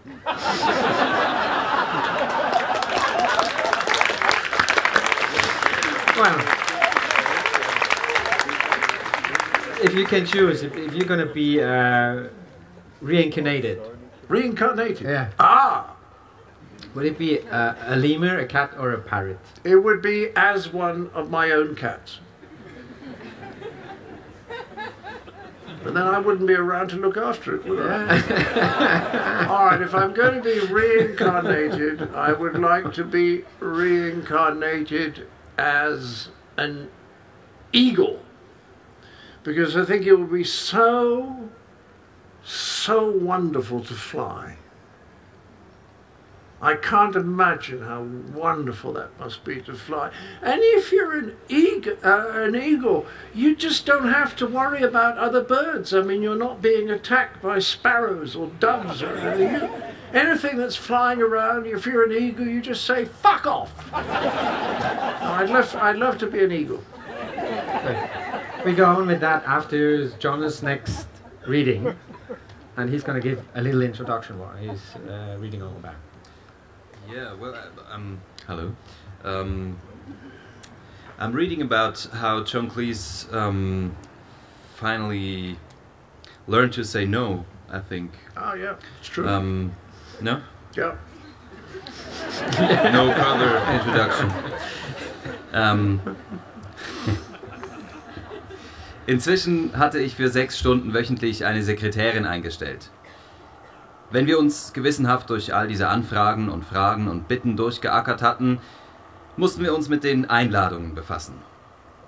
Als Redner an Schulsporttagen, vor Studentenverbänden, bei der Rotary Gala, vom Eisenbahner Pensionärsclub, den Schauspielschulen, bei Polizeidinners und politischen Meetings oder um als Jurymitglied an Essay- und Schönheitswettbewerben in Weston-super-Mare teilzunehmen oder den besten Dress bei einem Kostümball und das beste Studentendrama zu wählen oder den Sieger eines Tauzieh- oder Gemüseplastikwettbewerbs zu küren oder um an Hochzeiten, Jubiläen, Preisvergaben, Geburtstagspartys, Jahrhundertfeiern, Sommerfesten, Labour-Parteitagen, Parteitagen der Konservativen, Parteitagen der Liberalen, Parteitagen der walisischen Plaid Cymru, Autorallies, Galerieeröffnungen, Premieren von Laientheatern und Familientreffen teilzunehmen oder um den methodistischen Taubenzüchterverein in Barrow in Furness bei Wein und Käse mit meiner Anwesenheit zu beehren oder mich bei Kurzfilmfestivals, Mittelkurzfilmfestivals, Krematoriumseinweihungen, Kinderpartys, Blaskapellgalas, Wassersportkongressen, regionalen Geschichtsausstellungen und Krönungen blicken zu lassen. Mein absoluter Favorit bleibt die Einladung nach Melton Mowbray anlässlich der Taufe einer Katze. Ich möchte betonen, dass jede einzelne dieser Anfragen oder Einladungen von wirklich netten, höflichen, freundlichen Menschen kam. Ich habe wohlgemerkt in meinem ganzen Leben nur eine einzige wirklich unhöfliche Einladung gesehen. Sie stammte von der Dundee Students Union und ging an ihre Majestät die Königin, samt der Information, dass man mit 13:9 Stimmen für ihre Einladung gestimmt habe. Und also quälte ich mir auf jedes einzelne Schreiben eine Antwort ab. Wobei ich niemals so etwas sagte wie »Sorry, bin zu beschäftigt«, denn das wäre wirklich unhöflich gewesen. Vielmehr erklärte ich, wie beschäftigt ich im Moment sei, wohingegen ich in einigen Monaten vielleicht in der Lage wäre und so weiter und so weiter. Dadurch schob ich die Entscheidung natürlich immer nur auf und allmählich häuften sich solche Stapel mit Halbversprechen an, dass es die einfachste Lösung schien, mich selbst wegzuschmeißen. Viele Anfragen kamen von Wohlfahrtsorganisationen. Nun ist es ja so, dass ich wirklich noch nie einer Benefizorganisation begegnet bin, gegen die ich etwas einzuwenden gehabt hätte. Ich habe etwas misstrauisch auf die Einladung der Association for the Aid of Distressed Gentlefolk geblickt, ließ mich schließlich aber auch von deren lebenswichtiger Bedeutung überzeugen. Das Problem war nur, dass es mehr als 60.000 aktive Wohlfahrtseinrichtungen in Großbritannien gab. Ernsthaft. Wie kann man Ja zu Krebs und Nein zu Spina bifida sagen? Jeder Tag, an dem ich Post öffnete, konfrontierte mich mit einer Reihe von neuen Sophies Entscheidungen. Aber zu dieser ganzen Quälerei, dieser geradezu lächerlichen Zeitverschwendung, war es nur gekommen, weil ich noch weitere 30 Jahre brauchte, bis ich begriffen hatte, dass ein Nein im freundlichen Plauderton mit viel Verständnis und Wohlwollen akzeptiert wird. Niemand wird dich deshalb hassen oder Todesschwadronen auf dich ansetzen oder dich bei der Daily Mail anschwärzen. Bis ich das endlich verstand, hatte ich sogar gegen die liebenswürdigsten Anfragen Groll in mir aufsteigen gespürt, nur weil ich selbst unfähig war, ohne Schuldgefühle ein klares Nein zu sagen. Heute habe ich eine simple Regel. Sie können mich alles fragen, vorausgesetzt ich kann Nein sagen. Von Nightclub-Türstehern habe ich zudem gelernt, dass es sehr wirksame und keineswegs persönlich beleidigende Möglichkeiten gibt, Leuten etwas abzuschlagen. Bekommt der zum Beispiel zu hören, ich bin ein enger Freund von Mick Jagger und er hat mich zu seiner Geburtstagsparty heute Abend eingeladen und ich habe hier ein paar Karten fürs Wimbledon-Finale, die mir seine Frau gerade in die Hand drückte, damit ich sie ihm persönlich übergebe, also lassen Sie mich bitte rein. Dann wird er freundlich antworten, ich fürchte, das wird nicht möglich sein, Sir. Dieser sachliche Stil präsentiert das Nein wie ein physikalisches Gesetz. Ich bedauere, Sir. Unglücklicherweise lässt sich die Entropie, das dynamische Chaos der mikroskopischen Ebene nicht verringern und ich kann leider nichts daran ändern. Ich bedauere sehr. Seither greife ich zu irgendeiner Variante dieser List, wenn plötzlich Leute an meinem Ellbogen auftauchen und um ein Foto mit mir bitten. Ich bin mir nicht sicher, warum mich dieses "Tut mir leid, Sie unterbrechen zu müssen, aber kann ich ein Foto mit Ihnen machen?" so irritiert. Vielleicht ist es die Vorstellung, einem fotografischen Nachweis für die Ewigkeit von dieser einen Sekunde, in der ich neben jemand Wildfremden stehe, zustimmen zu müssen. Früher habe ich gestehe es, auf eine solche Bitte manchmal geantwortet, was? Um der Tatsache zu gedenken, dass wir uns vor 4 Sekunden begegnet sind? Inzwischen habe ich mich jedoch umgepolt auf, es tut mir leid, aber ich fürchte, ich mache so etwas nicht. Und dazu liefere ich ein fatalistisches Lächeln, das dem Drängler das Gefühl vermittelt, er habe mich soeben gebeten, ein mir tief verwurzeltes religiöses Prinzip zu verraten, weshalb es auch nicht an mir sein kann, in dieser Angelegenheit eine Entscheidung zu treffen. Das ging nur ein einziges Mal schief, 2013 in einem südafrikanischen Flughafen, als es einen anderen Passagier derart wütend gemacht hatte, dass er es brühwarm der Cape Argus steckte. In alten Zeiten haben Menschen um ein Foto von dir gebeten. Heute geht es immer um ein Foto mit dir. Vermutlich, weil sie ihren Freunden dann zeigen können, schau mal, da bin ich mit, wie heißt er noch? Für mich ist der schlimmste Aspekt dieses ganzen Celebrity-Rummels, dass die Leute wirklich ihrem Leben mehr Bedeutung verleihen zu können, glauben, wenn sie den Saum von Simon Cowells Anzug berührt haben oder dass sie es für bedeutendes Wissen halten, wenn sie den Namen des Hundes von Steven Seagals Kindermädchen kennen. Jetzt fühle ich mich schon besser. Wo war ich nochmal? Ach ja. Mit Connie auf der Queen Elizabeth sinnierend, warum mein Leben so ungemein geschäftig geworden war. Was die Arbeit betraf, wusste ich, dass mich kein gewaltiger Ehrgeiz antreibt. Tatsächlich waren meine Horizonte in dieser Richtung sogar überraschend beschränkt. Ich wollte mehr künstlerische Kontrolle über die Fernsehsendungen, die ich machte, sehnte mich aber nicht nach The John Cleese Show. Ich zog es weit mehr vor, das einflussreiche Mitglied eines kleinen Teams zu sein, das viel Kontrolle über das gesendete Material hat, aber nicht die gesamte Verantwortung dafür trägt. Und ich wollte, dass die Shows so komisch wie irgend möglich sind, denn inzwischen war mir klar geworden, dass es viel einfacher ist, mit Comedy clever rüberzukommen, als wirklich komisch zu sein. Und wie mir meine Mitwirkung in Half a Sixpence bewiesen hatte, waren auch meine Ambitionen für die Theaterbühne nicht geweckt worden. Zwischen Half a Sixpence und der Alimony Tour 46 Jahre später stand ich nur noch für Amnesty International und bei den Monty Python Shows auf der Bühne. Filme hatte ich überhaupt nicht auf dem Radar. Sie existierten in einem anderen Universum als dem meinen und die beiden würden ganz gewiss nie zueinander finden. Also blieb ich kurzsichtig auf das britische Fernsehen konzentriert und zwar unmäßig stolz, da es ja eindeutig das Beste der Welt war. Oder wie einmal jemand sagte, das am wenigsten Schlechte der Welt. Jedenfalls kamen Connie und ich nach 5 verführerisch beschaulichen Reisetagen in Southampton an, schlugen uns nach London durch und bezogen eine Wohnung, die ich in Knightsbridge gefunden hatte. Im 5. Stock eines ansprechenden Blocks mit 20 Apartments an der Basil Street zwischen der Feuerwache von Knightsbridge und Harrods. Ja, in der Basil Street. Wenn Leute mich davon sprechen hören, sagen sie natürlich immer, ach so, deshalb haben sie ihn Basil genannt. Sorry, stimmt nicht. Als wir 40 Towers zu schreiben begannen, wohnten wir längst nicht mehr in Knightsbridge und ich weiß, dass wir diese Querverbindung nie bewusst hergestellt haben. Glauben Sie mir, solche Dinge geschehen meist aus Zufall. Beispielsweise ging schlicht jeder, der für Sir Charles Forte arbeitete, davon aus, dass Forte eine Anspielung auf die Trust House Forte Hotels und Restaurants gewesen sei. Wäre Ihnen das vielleicht in den Sinn gekommen? Nun, mir jedenfalls nicht. Oder die Sache mit Basils Initialen. BF war für die Generation meines Vaters so ziemlich das Ungebührlichste, was man von einem Mann sagen konnte. Es stand für Bloody Fool. Auch daran habe ich nie gedacht. Oder noch ein letztes Beispiel.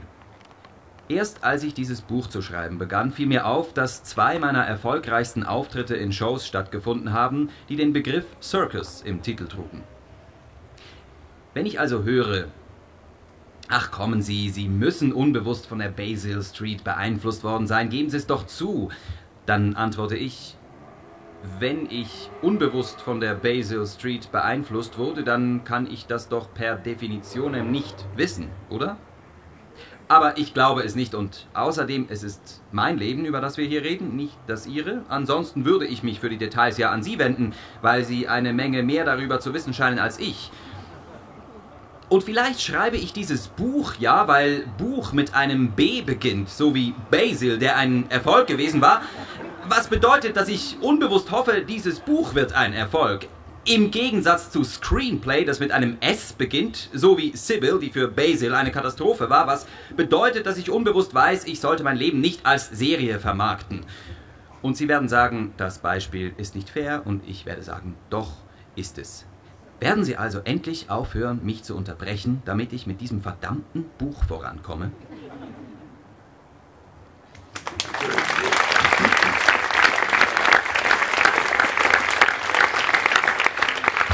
So anyway, it's 500 pages, autobiography. If one's reading it, he or she can learn a lot about you, about how it all began, meeting people on the way. But why? Why did you write that book? Oh, well, I'll tell you, about 15 years ago, I was on holiday in Barbados, and several of my friends went to Barbados, and one of them invited Michael Caine and his wife. And over lunch he said he just finished his autobiography, and I said, did you enjoy it? And he just said it was wonderful. He said, I enjoyed it hugely. I said, why? What was great about it?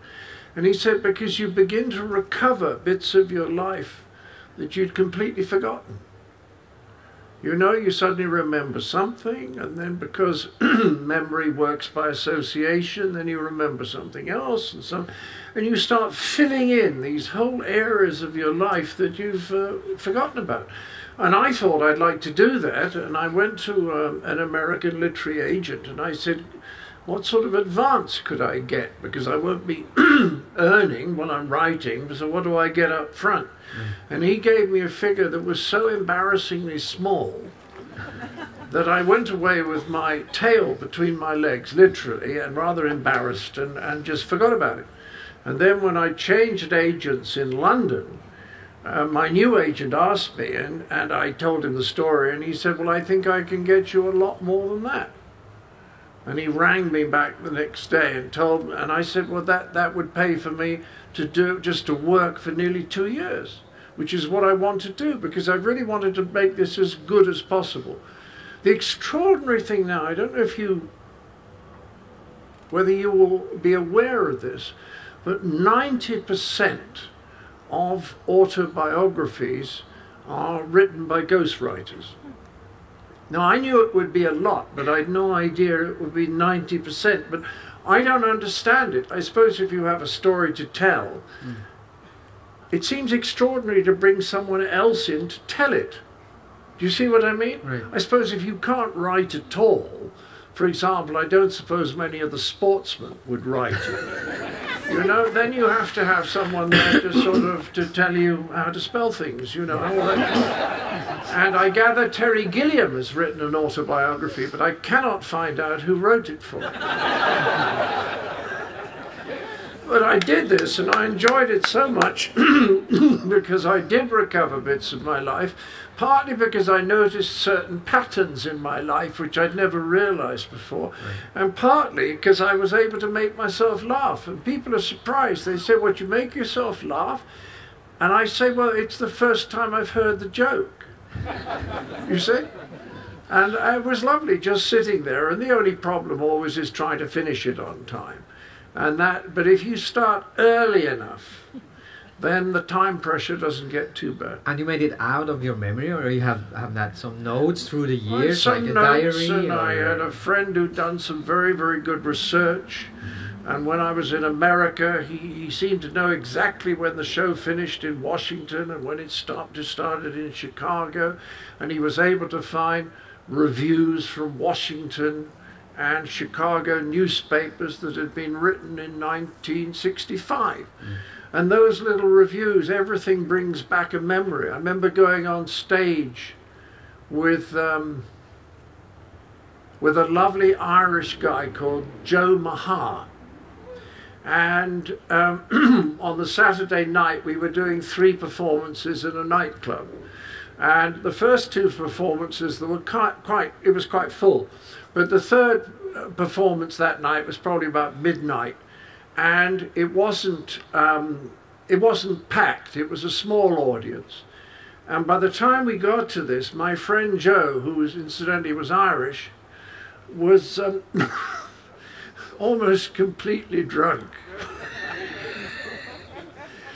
And I had to go on stage with him to do a sketch. And he started out trying to remember the lines.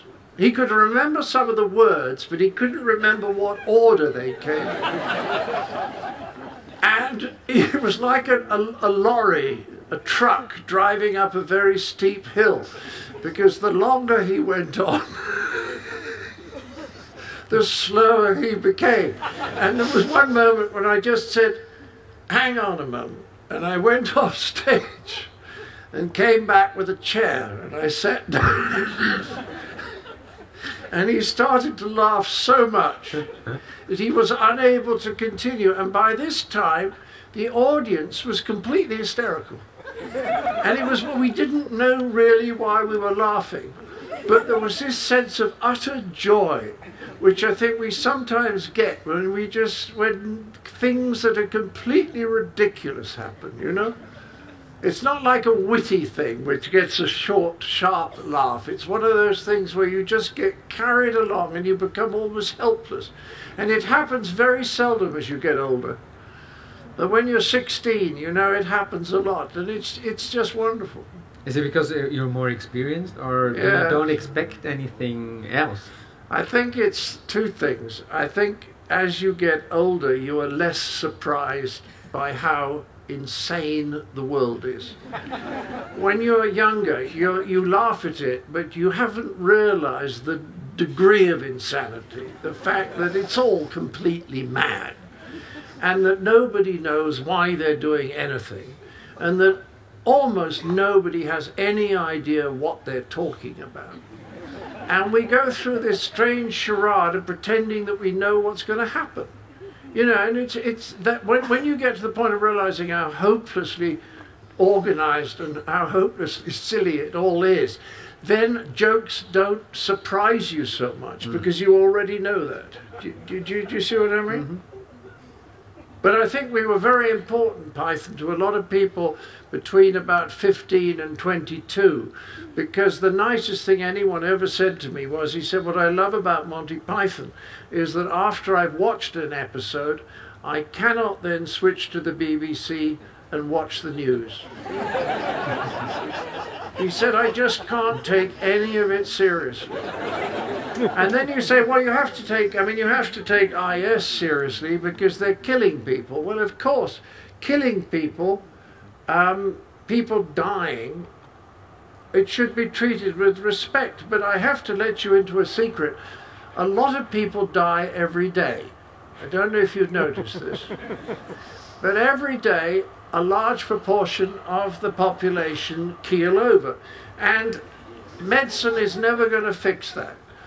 You know, people talk about the British papers. Talk about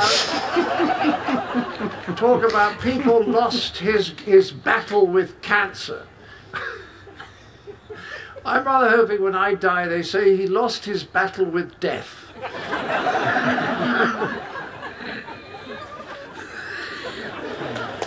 When you're battling with death, the thing is, don't put money on yourself.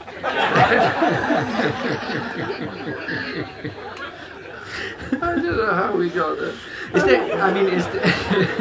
Oh yes, I want to do a news item because they're all obsessed with death. Have you noticed how the only thing important on the news now is death? Okay. And you know, the newsreader would come out and he would say a ferry in Bangladesh went down today and 127 people were drowned. Now, we've just heard that a coach driving along a coast road on the Neapolitan Peninsula, it drove off the road, and at the moment we believe 63 people are dead and over 40 seriously hurt. And we've just heard that a railway train in Pakistan has crashed, and there have been 82 people have been killed. He said, I'm so sorry. 82 people were killed when the ferry went down in Bangladesh. The number of people killed when the coach went off the road was 137. I'm sorry I got that the wrong way. You know, and it's all about people being killed in accidents. Well, it's very sad that people get killed in accidents. It's very sad that we die at all. But that's the deal. If you said to most people, you know, they've been told you're going to die, you want to say what else is new, you know? You say, well, you're going to die, and that's it. And you say yes, and we'll be sad, you know. But it's happening all the time. And if you said to that person, would you rather have not been born at all, because then you wouldn't have to die? I think most people would say, no, it's been worth the journey. You see what I mean? So there's all this absurd obsession with death and accidents, which don't tell us a single thing about what's going on in the world. It's to avoid, no? It's to avoid that. Yes, I think the partly is to avoid death. I think the Victorians were much better on death. They weren't quite so good on sex, but they were very... Despite the fact, as you said, it's not the same as it was when you're... Are they still there? Yeah, they're still here. Yes. It's the most good-looking audience we ever had. They are. Yeah, and smart. And smart, and funny. Well-educated. They are Swiss. Yes. Yes. Maybe because they say the Swiss have no sense of humour. Somebody said to me they don't like jokes because they just don't see the point of them.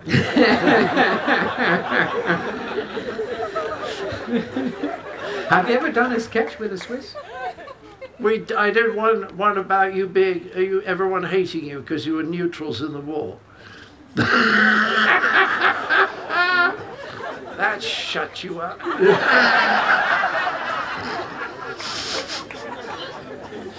It was a very smart move. I mean, what I like about walking around here is there's all this wonderful architecture, you know? Wasn't bombed, right? No. Fabulous. And the thing is, it's so easy to make human beings, and it's quite fun. So difficult to build good buildings.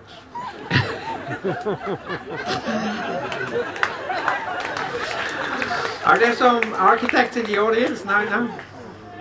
No architects at all, you see? No architects. They're busy. No, despite the fact, as you were mentioning, I have a feeling that a lion is going to roar. Yeah.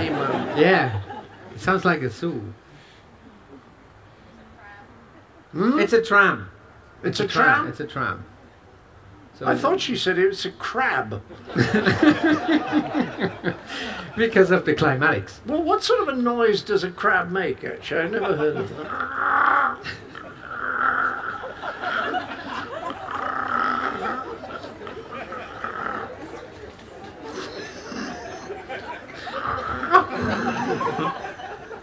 Next question. Yes.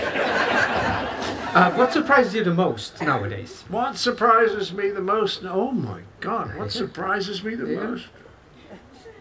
Oh, that's a terrible question. I don't know what the answer is. You see, nothing surprises me, because once you've realised what a complete mess the world is, and once you realise that nobody knows what they're doing and nobody understands what they're saying, or, you know, they have no idea what they're talking about, then you simply don't expect things to go right. Right? You simply assume that things will go wrong. And that is because if you examine your experience, they normally do go wrong. So what I find now is when things go wrong all the time, I'm not surprised. What am I surprised by? I was very surprised at lunch today because I heard that when Germany play football, you guys all support the team they're playing. That surprised me. That surprised me. I didn't know that.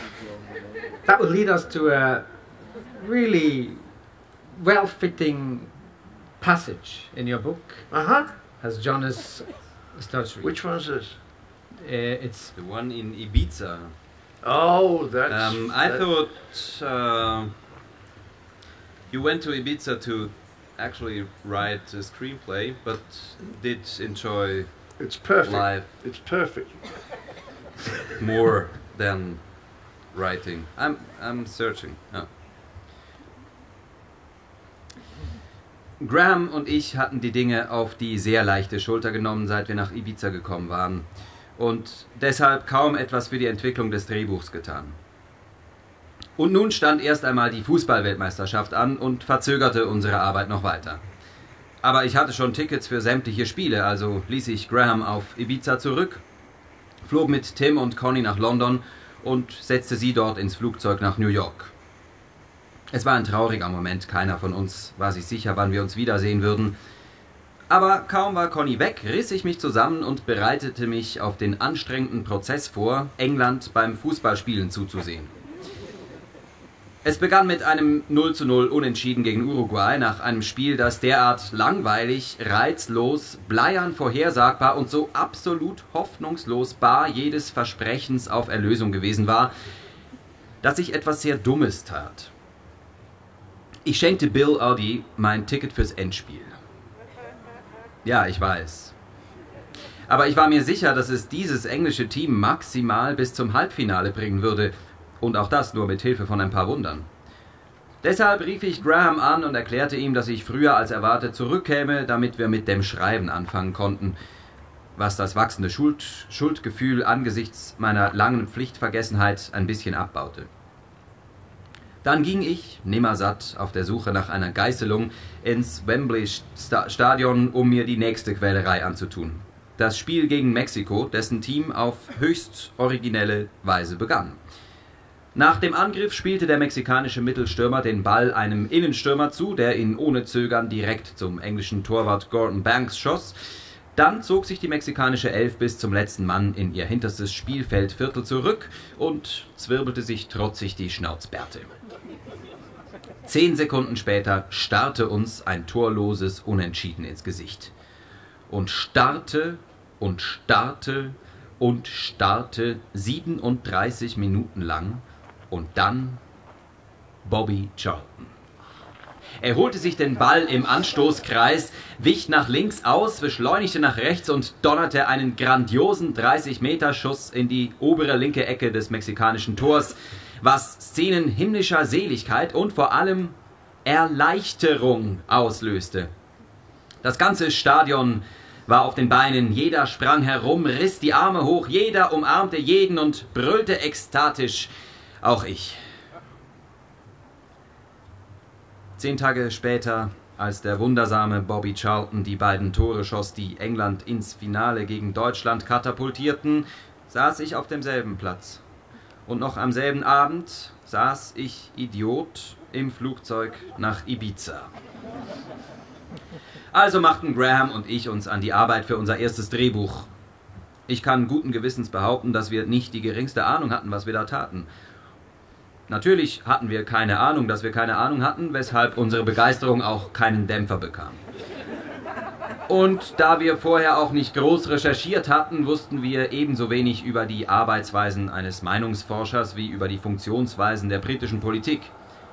Macht nichts. Wir legten los und begannen gleich mit der ersten Szene in dem festen Glauben, dass wir nur viele einigermaßen gute 3-minütige Sketche oder Szenen zu schreiben bräuchten, um einen 100-minütigen Film zusammenschustern zu können.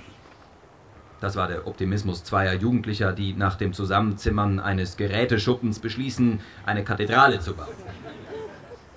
Falls das so klingt, als ginge ich etwas zu hart mit uns beiden ins Gericht, dann nur, weil ich gleich etwas Aufrichtiges und Realistisches über die vielen Drehbücher sagen möchte, die ich in meinem Leben zu Gesicht bekam. Abgesehen von einer einzigen Ausnahme, Michael Frayn's Clockwise, recht so, Mr. Simpson, wurde mir keine einzige wirklich erstklassige Comedy-Rolle angeboten. Wiewohl es schon eine Handvoll Drehbücher gab, die gut geschriebene kleinere Rollen für mich parat hielten, und ich hatte mich immer gefragt, wieso derart viele unbedarfte Filmkomödienautoren von ihrer Arbeit leben können. Bis mir klar wurde, dass auch die Produzenten, die sie anheuerten, nicht die geringste Ahnung von diesem Metier und daher von der Tatsache hatten, wie haarsträubend diese Drehbücher waren. Der Blinde führt den Blinden. Graham und ich schrieben jedenfalls Volldampf voraus, ich im Haus an der Schreibmaschine, er auf seine unnachahmliche Weise hilfreich auf der Terrasse sonnenbadend. Es war ein etwas unausgewogenes Arrangement, was mich jedoch nie gestört hat, denn ich bin ein derartiger Kontrollfreak, dass es mir gefiel, wenn Graham nicht sehen konnte, was ich tippte. Hier und da ließ ich ihn bei einer unserer gelegentlichen Auseinandersetzungen gewinnen, die selten hitzig wurden, und tippte anschließend die Version, die ich vorzog, in dem sicheren Wissen, dass er sich nie daran erinnern würde, was zu seinen Gunsten ausgemacht worden war. Weit wichtiger aber war, dass ich ein kleines Café im Nachbarort ausfindig gemacht hatte, in dem ein Fernseher stand und am Samstag das Endspiel der Fußball-Weltmeisterschaft gezeigt werden sollte. Ich lief schon am späten Vormittag rüber, als es dort noch einsam und verlassen war, trank ein paar Bier, bestellte ein sensationelles Conejo au Franco, lehnte mich zurück, trank Kaffee und sah zu, wie sich der Raum allmählich füllte. Mit Deutschen. Ich hatte einen Haufen Insulaner und selbst hier an diesem unbekannten kleinen Außenposten vielleicht ein paar Touristen erwartet, aber gewiss nicht die halbe Einwohnerschaft von Dortmund. Während immer mehr von ihnen hereinströmten und mich einkreisten, dämmerte mir langsam, dass ich tatsächlich der einzige Engländer hier bleiben würde. Sie waren sehr freundlich, aber auch sehr viele. Und ich war von allen Ausgängen abgeschnitten. Welche Strategie sollte ich anwenden? Es war zu spät, so zu tun, als sei ich Deutscher. Ich hatte die ersten Ankömmlinge auf Deutsch mit einem »Guten Tag, ich liebe Deutschland« begrüßt, mich aber Sekunden später mit einigen von ihnen in ein Gespräch auf fließend Englisch verstrickt gesehen. Vielleicht könnte ich sie ja noch überzeugen, dass ich nur englischsprachig, aber kein Engländer sei, hoffte ich. Ein Rhodesier vielleicht? Oder ein Kanadier, den es aus reiner Neugier an den Regeln dieses sogenannten Beautiful Game in das Café verschlagen hatte? Aber ich wusste, dass mir die Selbstdisziplin für eine vorgetäuschte, wohlwollende Distanz fehlen würde, wenn ich mir das wichtigste Ereignis seit der Kreuzigung ansah. Also entschied ich mich für die Rolle des ultrasportlichen, furchterregend anständigen Upper-Class-Schnösels und sah mich dementsprechend zu solchen Ausrufen wie »Oh, well played, Germany« gezwungen, als Helmut Haller in der 12. Minute das erste Tor schoss. Und als Geoff Hurst den Ausgleich schoss, gelang mir ein zurückhaltendes »Good show, bit lucky though«. Doch mein starres Grinsen und lässiges Gebaren konnten meine ineinander verbundenen Hände und Beine unterm Tisch nicht verbergen. Und als Martin Peters uns dann 12 Minuten vorm Abpfiff nach vorne schoss, klatschte ich ein wenig zu heftig. Ich versuchte das noch mit einem »Come on Germany, give us a game« zu kompensieren, aber da hatte ich wohl den falschen Ton getroffen.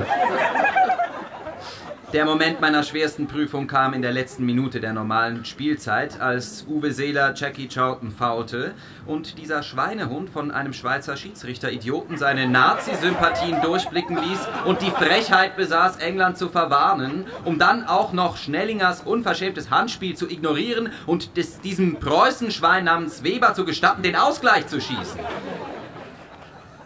Ich saß da und applaudierte herzlich, während diese Horde von fetten, überheblichen, wurstfressenden Crowds um mich herum hüpfte, Bier verschüttete und ihre rassische Überlegenheit feierte. Aber in der Nachspielzeit haben wir sie uns gekrallt, was? Umstrittenes Tor, my arse. Als der Abpfiff ertönte, erhob ich mich langsam, zuckte entschuldigend mit den Achseln, lächelte ironisch, nickte und schaffte es aus dem Café raus. Nur weg von seiner Klientel, diesen jammernden, euer Ball war nicht über der Torlinie Nazis. Ohne jedoch meinem Impuls nachzugeben, ihnen auch noch zuzurufen, dass ich persönlich sowieso nie glaubte, dass sie den Zweiten Weltkrieg verloren hätten. Nach diesem Interludium arbeiteten Graham und ich weiter am Drehbuch. Er war, wie sich später herausstellte, gerade der Liebe seines Lebens begegnet, einem jungen Typen namens David Sherlock. Aber das hat er mir erst 12 Monate später eröffnet. Da verstand ich dann, warum er so viel unserer Arbeitszeit mit Sonnenbaden verbracht hatte.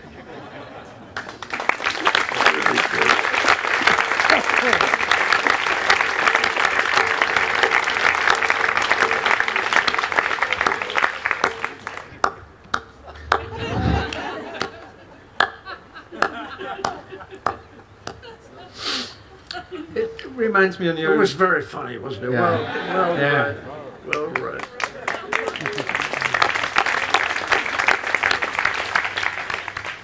When you were 24, you learned German.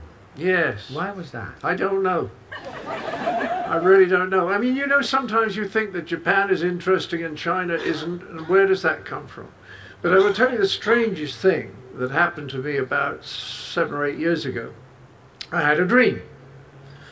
And all I remember in the dream is I was sitting in a room with 3 middle-aged men in nice dark suits. And just before I wake up, I say to them, my only regret is that German was not my first language. And then I woke up. Isn't that extraordinary? It's absolutely true. Absolutely true. All I remember about the dream is just saying that one thing to them, and then I woke up. So there's some, I don't know, there's some affinity with the language. And you know, the German culture is extraordinary. You have the greatest musicians, and I think you've got the best philosophers. The Germans? Yeah. Well, the German, no, I mean the German, no, I mean seriously, the whole German culture. Okay. I mean, you know, Carl Jung.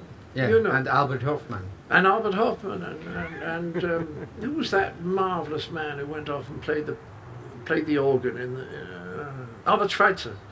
In Lambarene. Lamborghini. In Lambarene. So I'm just saying that I have this strange connection, and my regret genuinely is that I've not been able to come somewhere in the German culture and learn more about the language. But this thing called alimony intervened. What is your favorite period part in the book? Because you were laughing backstage when you were reading your part for yourself on your own. You were laughing here. You like the book. That's It makes me laugh. And, yeah, I know. What's your preferred period in the book? Period or story? I think the period that we've not touched, which was while I was teaching at the prep school. Yeah. At St. Peter's. At St. Peter's. Yeah. And I think that more funny things happened to me then. And I also knew 1 or 2 people who told me the most wonderful anecdotes. There's a story in here about a very, very kind man who was in a long traffic jam on a plane where everything was very flat so you could see everything. And he saw a rabbit that was dying of myxomatosis. And he was the kindest, gentlest man. And he's just sitting there in the traffic jam, the cars weren't moving, and he saw this poor little creature dying. and he thought, I'm going to put it out of its misery. I can't bear it. So he goes over to kill it. Well, he's a very nice man, but he's of course never killed anything. I mean, he would have doubts about killing a fly, you know. So when it actually came to killing the rabbit, he wasn't quite sure how, but he'd read about the rabbit punch, you know, if you rabbit punch in the back of the neck. So he held the rabbit up and sort of hit it, but not anything like hard enough, so the rabbit started jumping around. You see what? Now he tries to hit it again, and of course there's a lot of mucus which goes all over his suit, you see, and he's trying to kill the rabbit, and he suddenly hears a horn honking, and he turns around, and all the people in cars about a mile in that direction and a mile in that are looking out of the window and shaking their fist at him. In the end, he dropped the rabbit and jumped up and down. Now, he told me that story, and it's about 4 pages in the book. And whenever I go back to that strange period of teaching, which was, I tell you why it was happy, it was because a period of innocence. I was a very naive chap, very, very naive. And it was before all those sort of problems came up to do with sexuality and how to treat women and whether you were going to be a success and all those anxieties that the young adult has. It was just before that period. It was a sort of halcyon period of 2 years teaching, which I thoroughly enjoyed. I thoroughly enjoyed it. But in retrospect, it was the period that I have the warmest memories of. Last question, I guess. Yes. Yes. You know there's somebody lurking backstage. Yeah, it's a cricket. No, it's a person. Really? There's a person back there. Lurking backstage. It's going to come up in a moment. Yesterday we went out for... She's waving at us. Are you coming to tell us to stop? No? No. Oh. We went out for having dinner, and then you said to me, tell you something about the secrets of getting older. And then you switched the topic. Oh. So I want to know now. Well, the secrets of getting older is to realize that so little matters and that we waste so much of our time on little egotistical things. I notice now when people in the press write something nasty about me, 30 years ago, I would have carried that with me for a week. Do you see what I mean? Now, maybe half an hour. So when you realize that very little matters, and if you realize that a lot of the things that make you happiest are incredibly simple, like, as I say, sitting out on we have a little balcony on the back of our flat. We're on the 2nd floor. And I was sitting out there with my wife, and we had the 3 cats and the new arrival, which is tiny.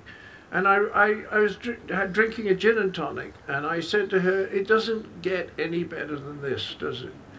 And if all you need is 3 cats and some gin and tonic in a balcony, then that's very achievable. Do you see what I mean? Whereas if you just sort of, if you in your 50s you found the World Domination League and try to become very important, you'll probably not be able to do it, and a lot of your life will be frustrated. And after all, when you are going to die, you know, you are going to die. When they actually, when you finish, there might be something going on and there might not. I seriously think something happens after we die. Right. I was a member of a group in California for 12 years that studied all the literature. And when you start reading the literature, you start thinking to yourself, I don't know what it is that happens, but I think that something happens. And if people say, oh, that's woolly-minded, I would like to say to them, well, have you tried to read particle physics? Have you tried to understand about particle physics? I mean, Niels Bohr said something to the effect that if you think you've understood particle physics, you haven't. You see what I mean? So why should particle physics be very, very complicated, but stuff about the afterlife be very, very simple? So I actually think something does go on. And as of course we know Carl Jung did too. So you'd say keep a low profile, stay unambitious, be lazy and enjoy. Do what you try. It started a year ago and it works extraordinarily well. It is so banal that I oughtn't to be telling you. But if you start thinking, what do I enjoy? And then try doing more of it. And then say, what do I not enjoy? And then start doing less of it. It actually works.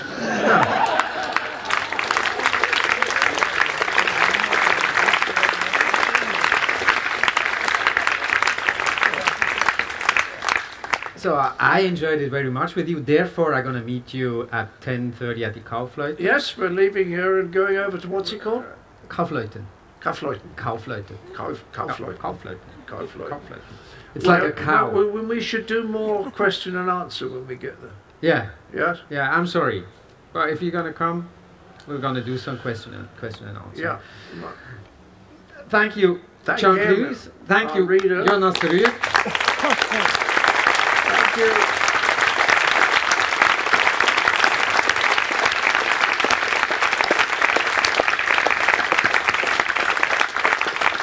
I made some Swiss people laugh. Yes.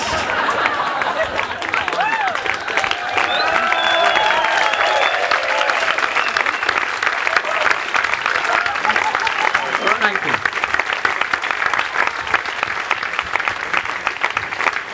Thanks. Und ich danke natürlich Ihnen, meine Damen und Herren, fürs Kommen, fürs Ausharren.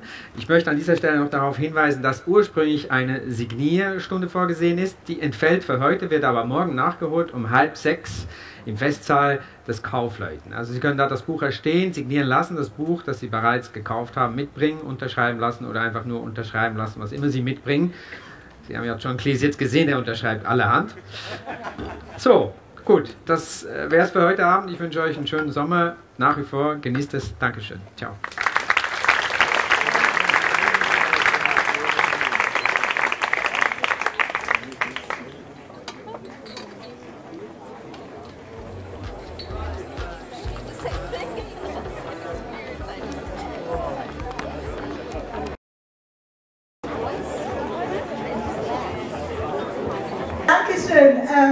Schon wieder wir, für die vorher im Botanischen Garten waren, Gesa Schneider, Literaturhaus, Corinna Freudiger, Kaufleuten Kultur und ein Kompliment.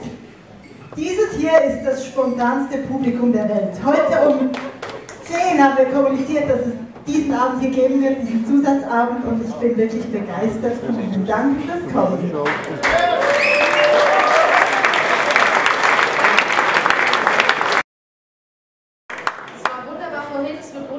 Wir freuen uns sehr auf John Cleese, The One and Only. Wir werden euch gar nicht länger aufhalten. Morgen wird er noch Bücher signieren um 5:30 hier in Kaufleuten. Nicht heute Abend, aber morgen um 5:30. Habe ich was vergessen, Corinna? Nein,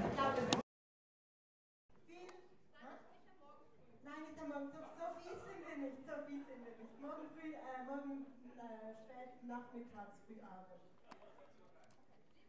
17:30 Uhr. Hier in Kaufleuten, da drüben im Festsaal, beim Festsaal.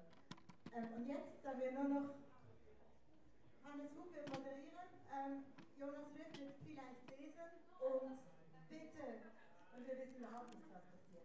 Aber, welcome, Mr. John Cleese. Danke.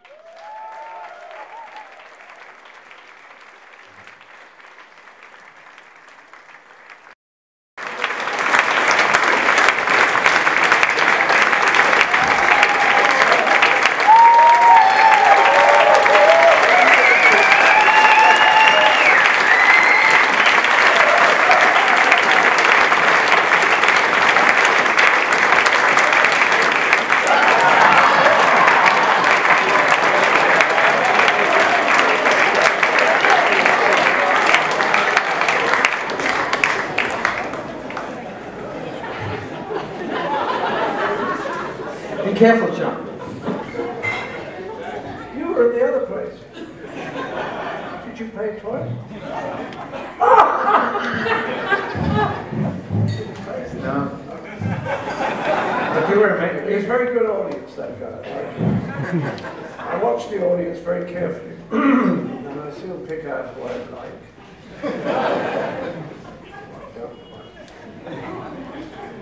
What is your favorite audience? Do you have a preferred age or something like that?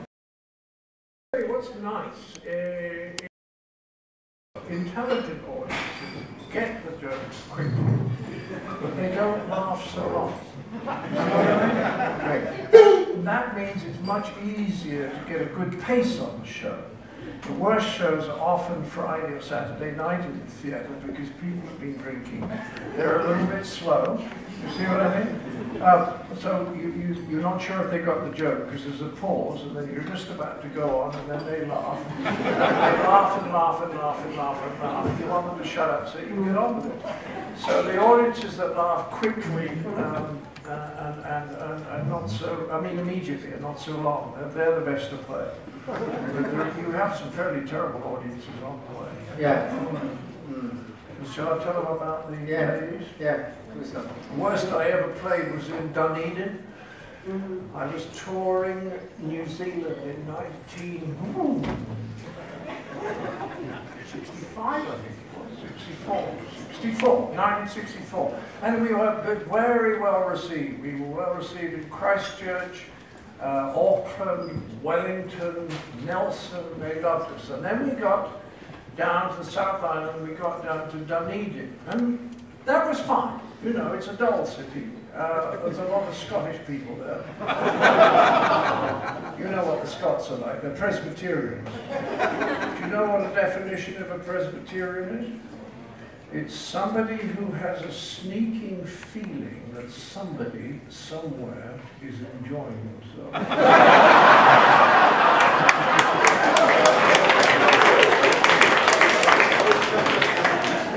So Dunedin's got a bit of that Scottish Presbyterianism about, oh, she's very close, she goes to sit. Sorry, darling, you haven't missed much.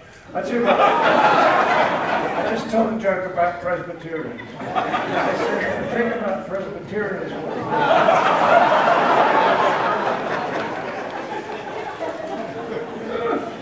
So, we're very well received in the evenings, but on the Saturday we have a matinee, you know, one of those things that starts about 2:30. And we arrive at the theatre and we think, I wonder if it's very full, because often the matinee you don't have a big audience. So we said, is it full? They said, it's absolutely full. And we thought, well, that's nice, because it's always nice to play to a full audience. And then we heard this noise, sort of gentle clapping. We thought, what is that? Where is it coming from? So we went and we looked out, and the audience consisted entirely of 75-year-old ladies, each one of whom has a teacup. And they're sitting there, and the teacup is right, and this noise goes on. So we start the show, and we bounce out, and we do our best material to complete silence. But they like us because we're nice, like young men, you know, we shaved, and we're clean, and we've got nice, smart clothes on, so we just... Nice young men. Nice young men. But they've no idea what the show is about. It's quite funny, this show, and it's made everyone laugh, but not these ladies. So I say to the rest of the cast, I'm going to get the first big laugh of the evening.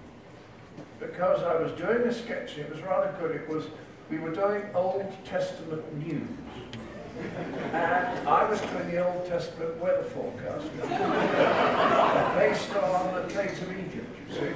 So I was saying things like, well, on Tuesday there'll be rivers of blood, and then death of the firstborn, and then moving in from the south-southeast later in the week, boils. Now this used to get a big laugh.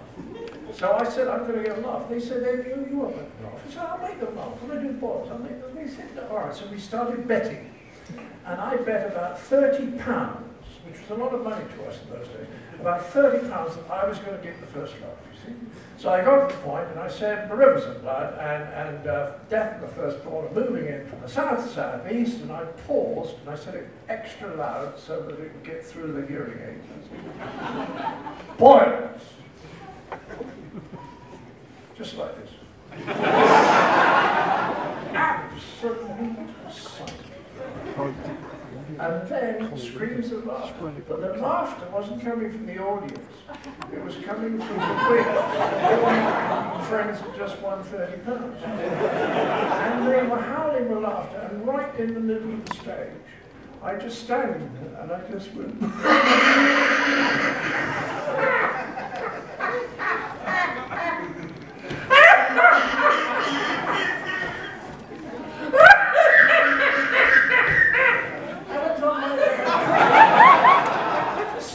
I thought it was the funniest thing ever. But what was so lovely is the old ladies didn't mind at all. I don't think they even noticed I was laughing. That was the worst audience. By this time you fell in love for the first time, isn't it? No. Was it earlier or later? Well, I mean, I only knew the girl a very short time. And it was a very nice liaison that happened out of the blue in the Station Hotel Auckland, when at the grand old age of 24, I think, I lost my virginity. I was that naive. And when I went back touring New Zealand 4 years ago, I was delighted to meet up with the lady concerned. We had dinner together and I introduced her to my daughter, who afterwards said, "What a nice woman to start your innings with."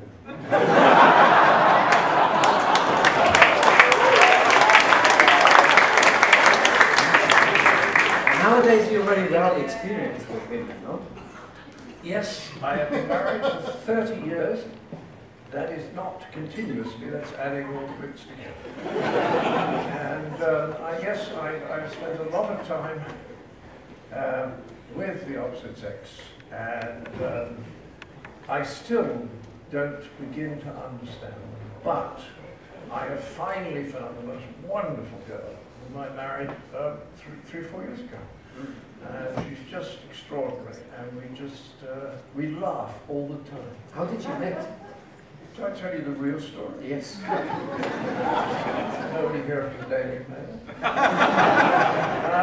I'd just been to the dentist, and I'd had quite a bad time. I spent about a third of my living hours in the dentist chair, and I was walking back feeling very grumpy, because it was still hurting a bit, and I suddenly saw this rather tall blonde. She's 5'10". What would that be in inches? Doesn't matter, she's tall. So she's walking towards me, and she's blonde, and she looks a bit like a Russian hooker.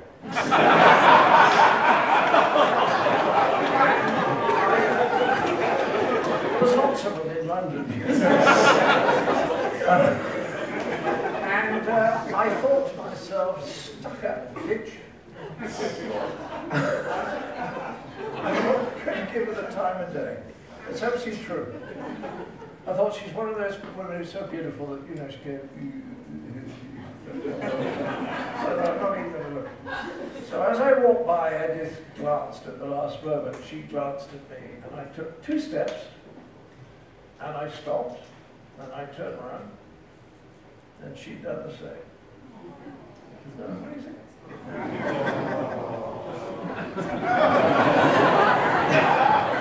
Girlies love that story. Love at first sight. Love at first sight. And you know, it's quite interesting because have you any of you read a book called Blink? Mm-hmm. Yeah? Malcolm Gladwell. It's about the extraordinary amount of information our unconsciouses can take in. I'll give you an example. I wrote co-wrote 2 books on psychology. And the fellow who started the Institute of Family Therapy told me this. He was the one who helped write the book. He said at the beginning of the family therapy year, when the people who are trainees get together for the very first time, 9 o'clock on a Monday morning.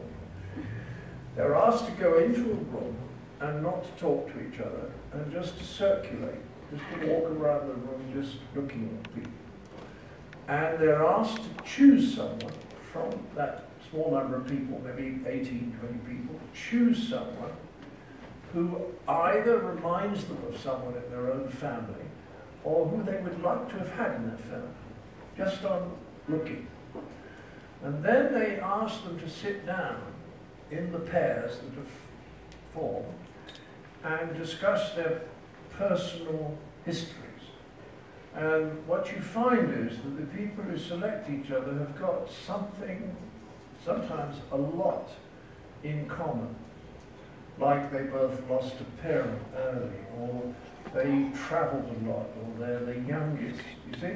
Now my friend Robin Skinner, when he first heard this exercise, he was very sceptical, but he did it himself. He found that the man who he'd chosen had a very similar, they'd both been separated from their families early on. The most extraordinary thing was that the time he did the exercise, there were 4 people left over at the end who had not paired off.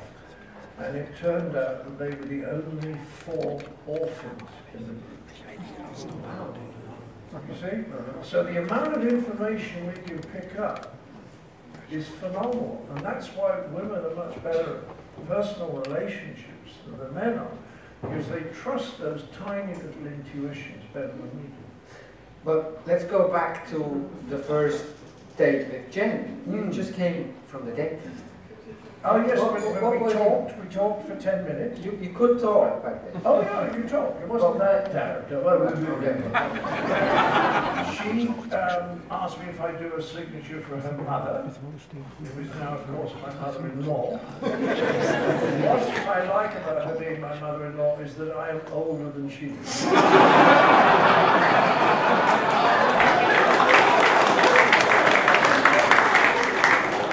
And we chatted for about 15 minutes, and I somehow got her telephone number, and I went off to Canada the next day to do a show. And then I telephoned her, and we made a date. We went out, and we both knew immediately that there was something important happening. It was very strange, because the previous marriage, the disastrous one, the one that just cost me $20 million, no children. No assets, no income. She's got 20.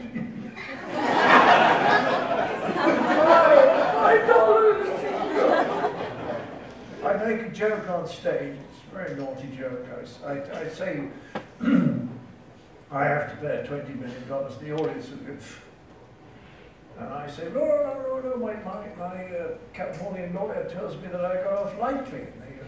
I say, yes, he says, and you think how much more you would have had to pay her had she contributed anything to the relationship. I get a very good audience up Well, Alice Faye Eichelberger is her name, and she's a psychologist. And right. My wife said yesterday, which is a very good joke, no one's ever made before, the name is spelled A-L-Y-C-E and then F-A-Y-E, and people always forget to put the E on. And she says it's F-A-Y-E, and my wife said she should say it's F-A-Y-E like P-A-Y-E, which is pay as you earn. Well, don't feel sorry for her. She's the one with the $20 billion. She goes around telling friends of mine tell me that she says she doesn't have any money. She literally says to them, I don't have any money. So I tweeted on Monday. And I said, apparently my wife is telling our friends that she doesn't have any money. So could the person who borrowed $20 million give it back as soon as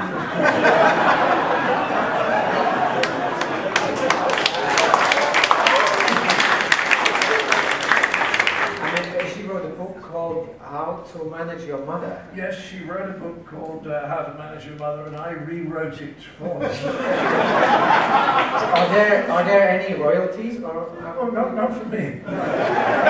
It's quite a good book, actually. I mean, she was good on therapy. She said some very interesting things. She said the purpose of therapy, I always thought it was good, was to integrate thinking and feeling. And I think that's the best short definition of therapy. I mentioned therapy to you because this is the home of the great Carl Jung, who I think is just one of the most wonderful people that Europe has ever produced. I mean, he's a marvelous man. I saw an interview with him when I was about 16.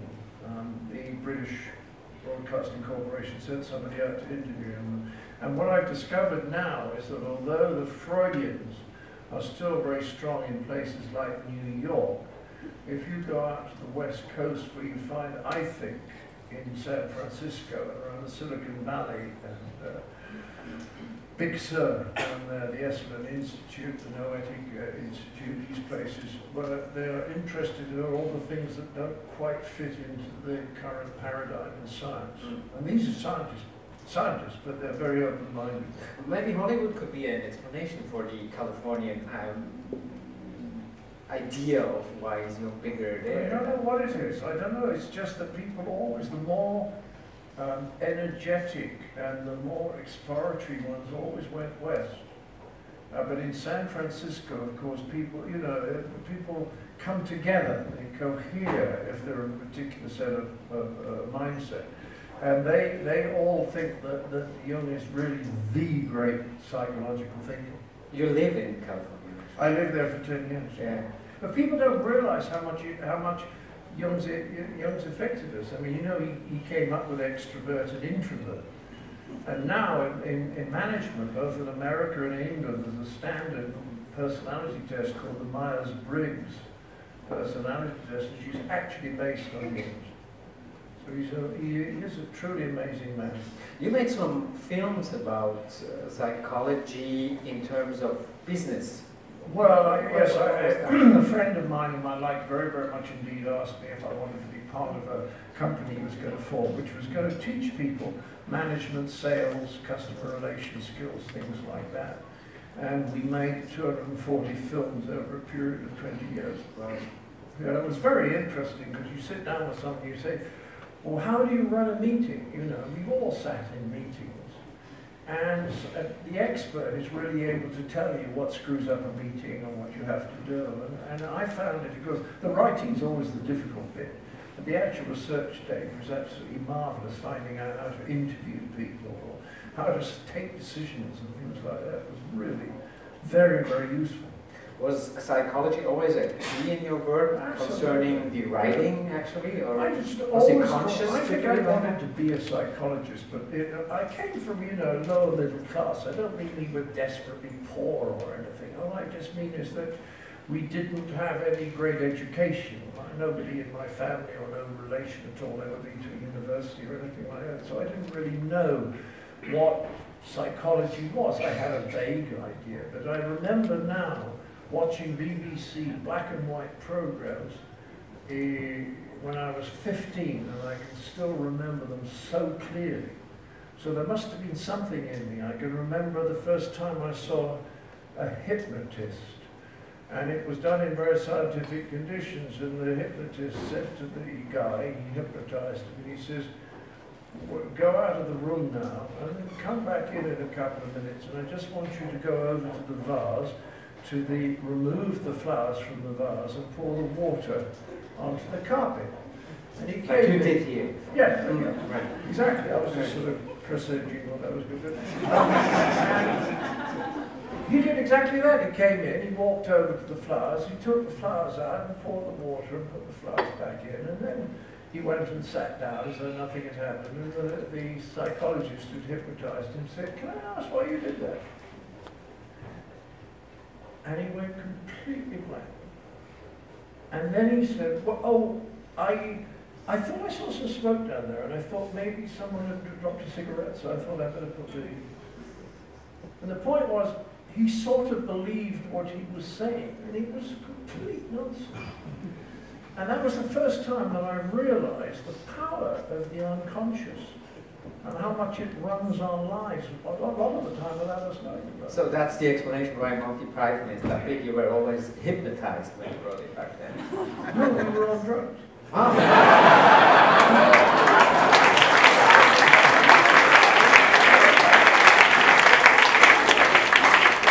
Albert Hoffman, another Swiss, very well-known. LSD? Yeah. Who would have thought that LSD would have been invented by a very respectable Swiss guy? Right.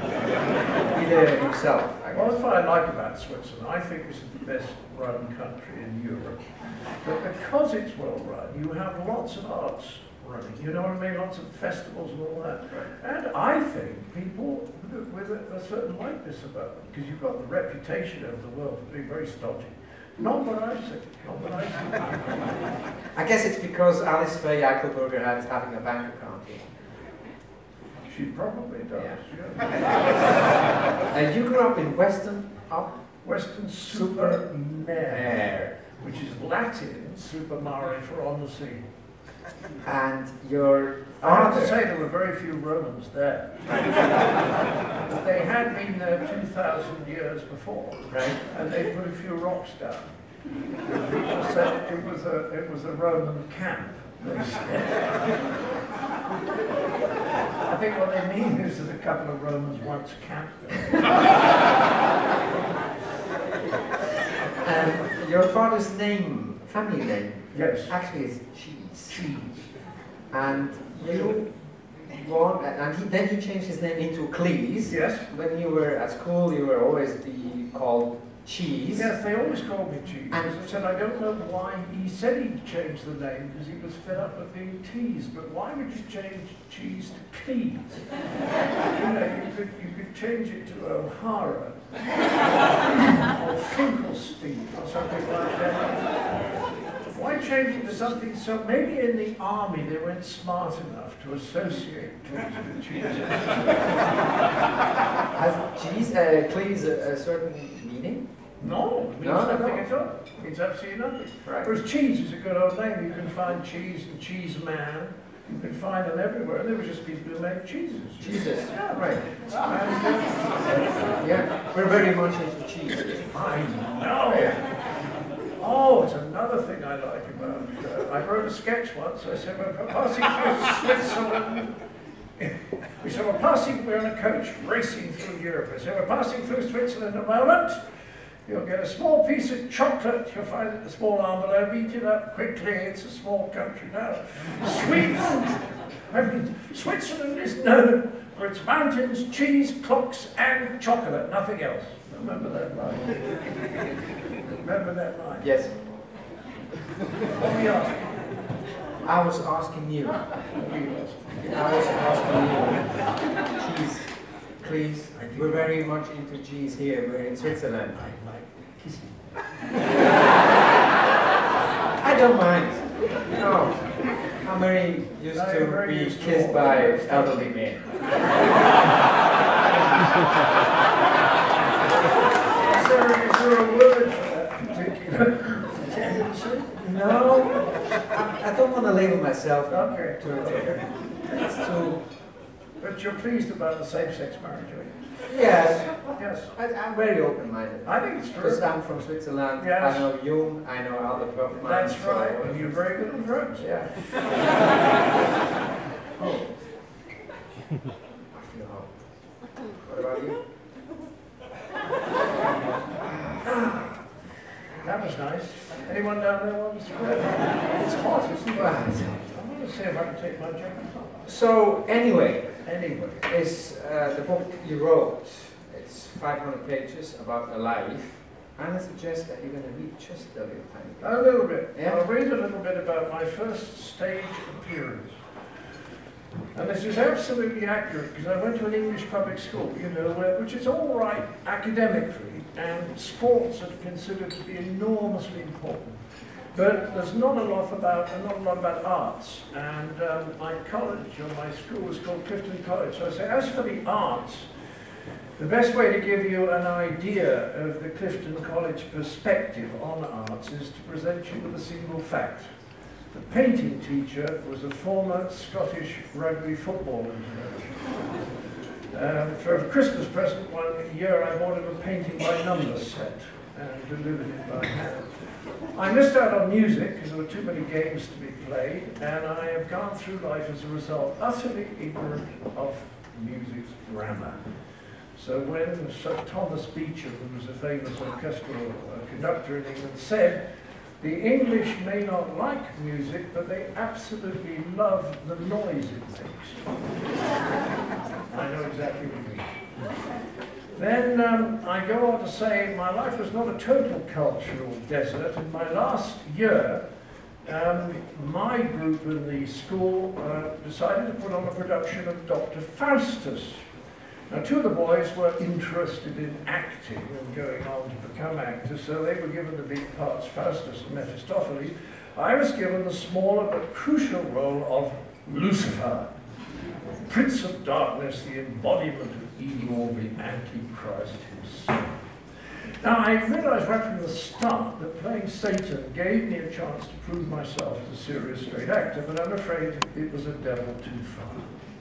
Past of the problem was someone had decided in order to make my first entrance as terrifying as possible, I should be dressed in starkest black all over with a scarlet cloak and black tights. Now, I think you can guess how unmuscular I was in those days. My legs were so thin, I could have played a flamingo. And yet the director's vision involved putting me, of all people, in black tights. It was quite clear to me at the time, even at my young age, that this was a disastrous choice, but what did I know of the theatre? So on the day of the dress rehearsal, I stood in pitch darkness, couldn't see a thing, behind some black drapes, waiting for the cue for my entrance, accompanied by a junior boy whose job it was to show me where the gap in the drapes was to be found, because they were big curtains and you couldn't see a thing. Then I heard my cue, the boy parted the curtains, and I strode forward to announce, "I am Lucifer." But before I'd had time to open my mouth, I was hit by a wall of laughter that shook the building. It wasn't just the tights, of course. It was just the idea that this spindly twerp could strike terror into people's hearts when, instead of frightening the shit out of them, he was more likely to cause them to wet their pants. Thinking quickly and realizing that the situation was lost, I ad-libbed, "I am ludicrous." Another big laugh. Later that evening, at the actual performances, things began to go downhill quite early on. I took up my position behind the black drapes, but this time a different boy was standing there in the darkness. I peered at him. I said, "Who are you?" He said, "I'm Tupman, please. Gould has a music lesson."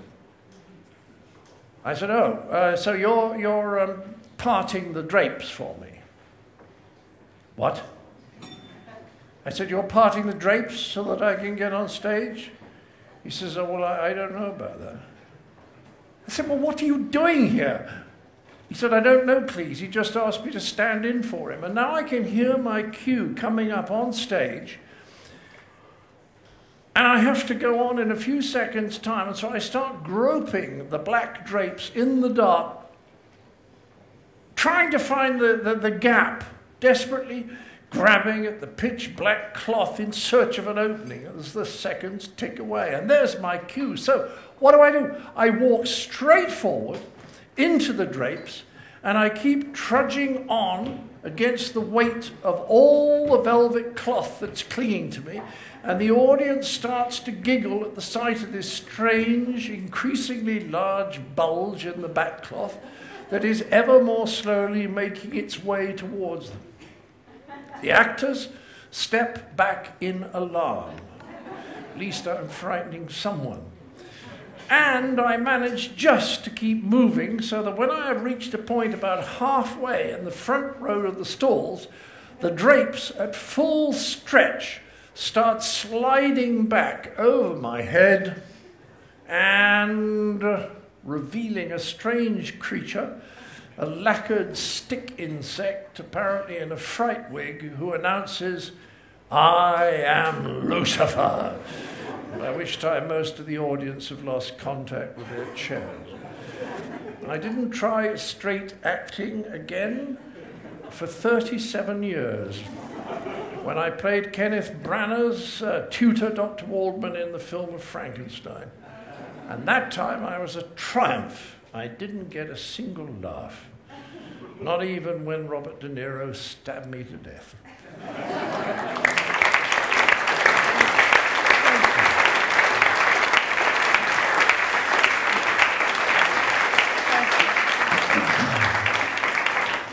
So it's all about improvisation, it's all about to dare, no?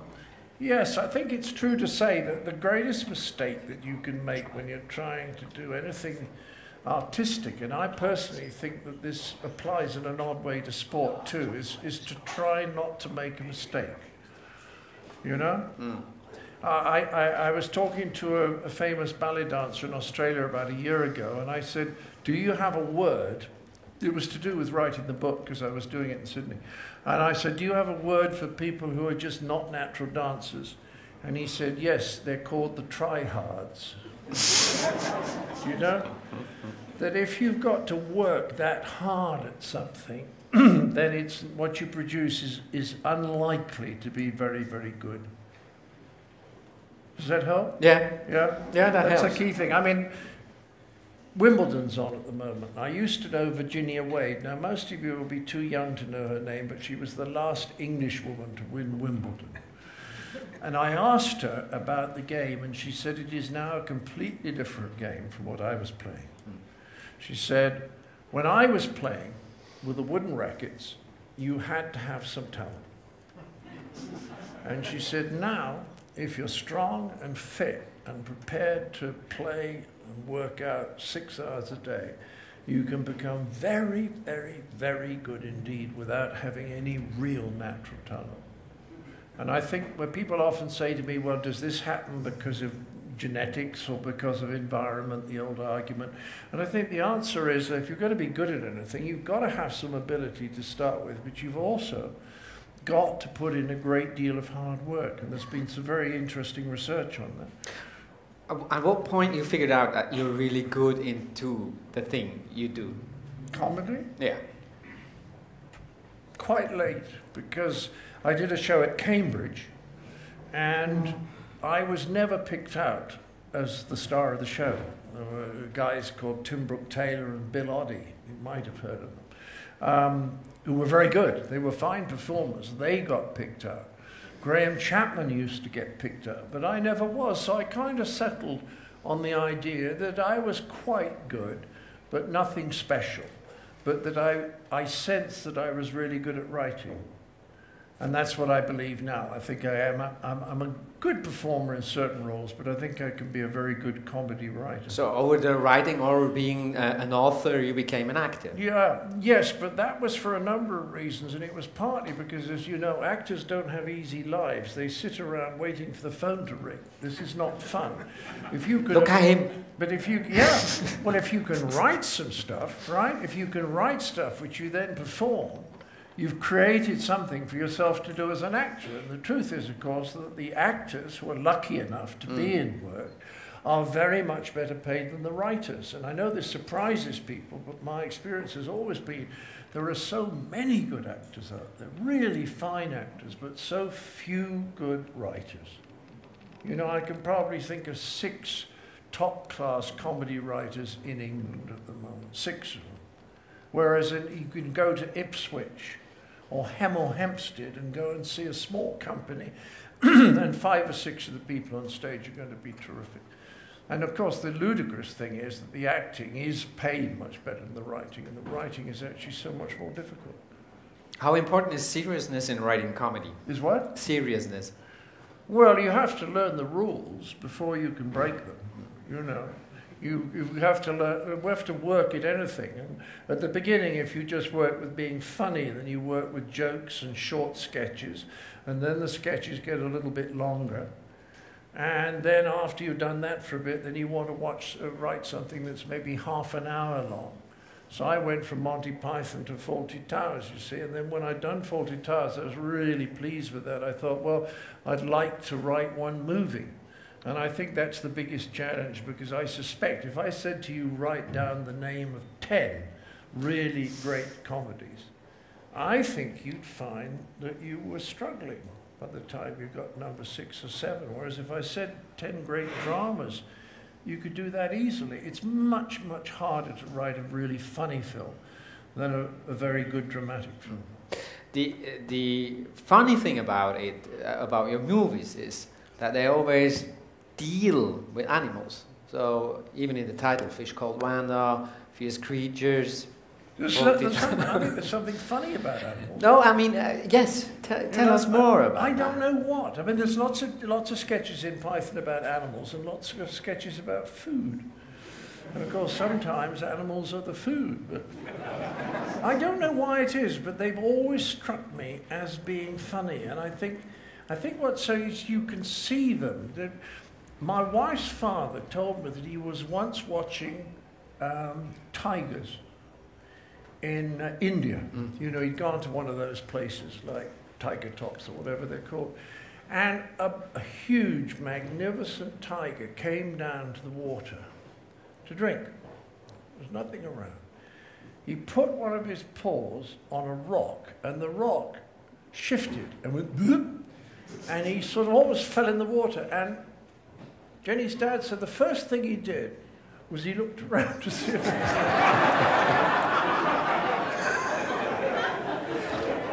you know, and I think one of the extraordinary things that happened in our society because of Christianity is that in the Bible it said there were us and there were the animals.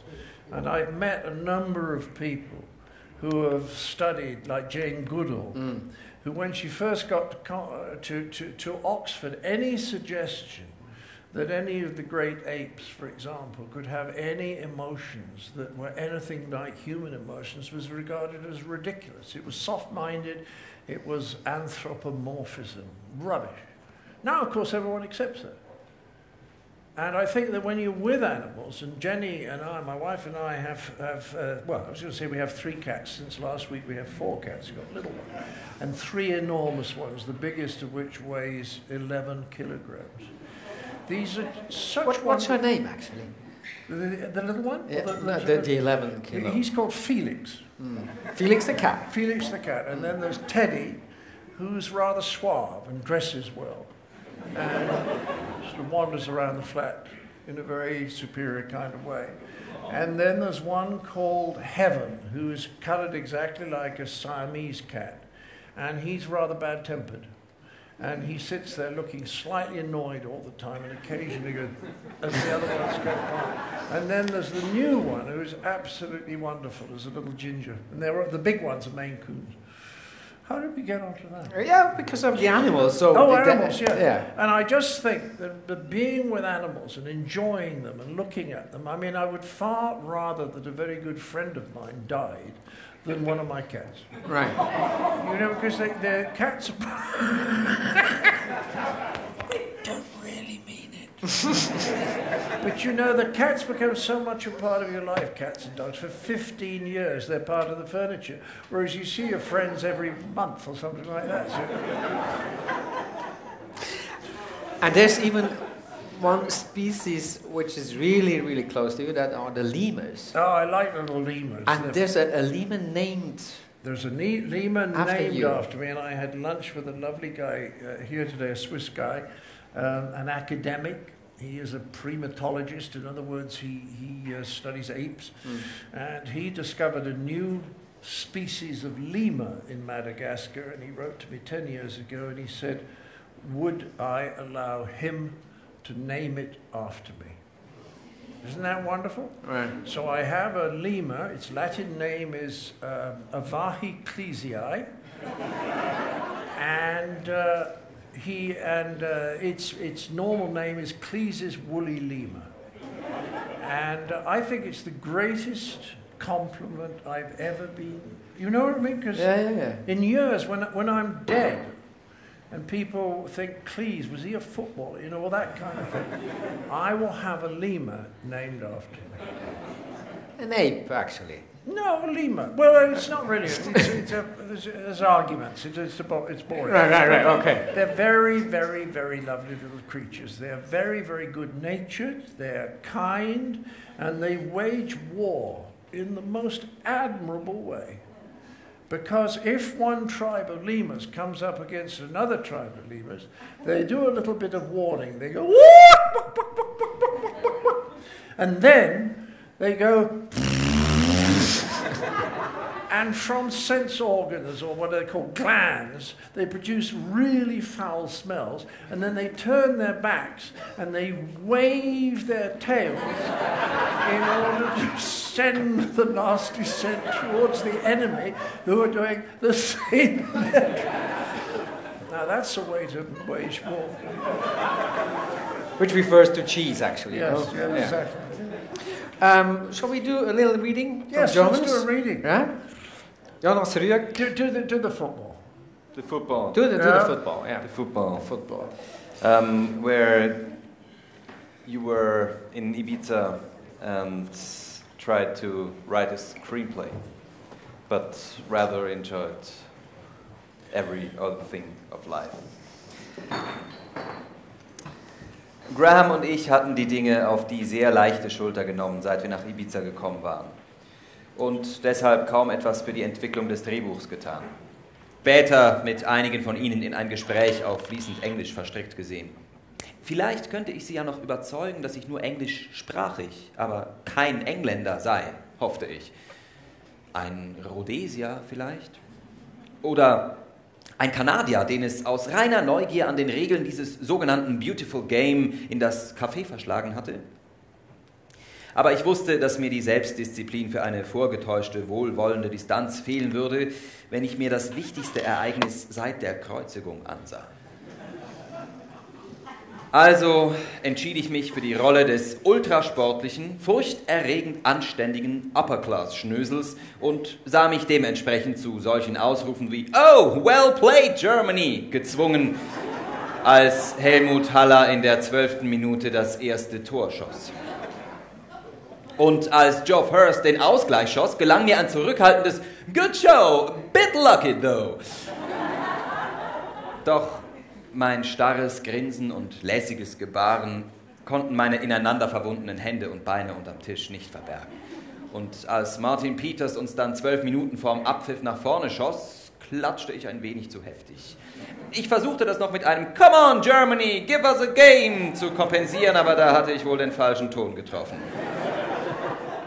Der Moment meiner schwersten Prüfung kam in der letzten Minute der normalen Spielzeit, als Uwe Seeler Jackie Charlton foulte und dieser Schweinehund von einem Schweizer Schiedsrichter-Idioten seine Nazi-Sympathien durchblicken ließ und die Frechheit besaß, England zu verwarnen, um dann auch noch Schnellingers unverschämtes Handspiel zu ignorieren und es diesem Preußenschwein namens Weber zu gestatten, den Ausgleich zu schießen. Ich saß da und applaudierte herzlich, während diese Horde von fetten, überheblichen, wurstfressenden Crowds um mich herum hüpfte, Bier verschüttete und ihre rassische Überlegenheit feierte. Aber in der Nachspielzeit haben wir sie uns gekrallt, was? Umstrittenes Tor. My arse!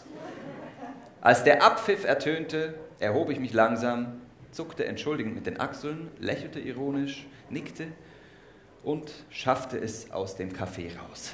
Nur weg von seiner Klientel, diesen jammernden "Euer Ball war nicht über der Torlinie Nazis", ohne jedoch meinem Impuls nachzugeben, ihnen auch noch zuzurufen, dass ich persönlich sowieso nie glaubte, dass sie den Zweiten Weltkrieg verloren hätten. Nach diesem Interludium arbeiteten Graham und ich weiter am Drehbuch. Er war, wie sich später herausstellte, gerade der Liebe seines Lebens begegnet, aber das hat er mir erst 12 Monate später eröffnet. Da verstand ich dann, warum er so viel von unserer Arbeitszeit mit Sonnenbaden verbracht hatte.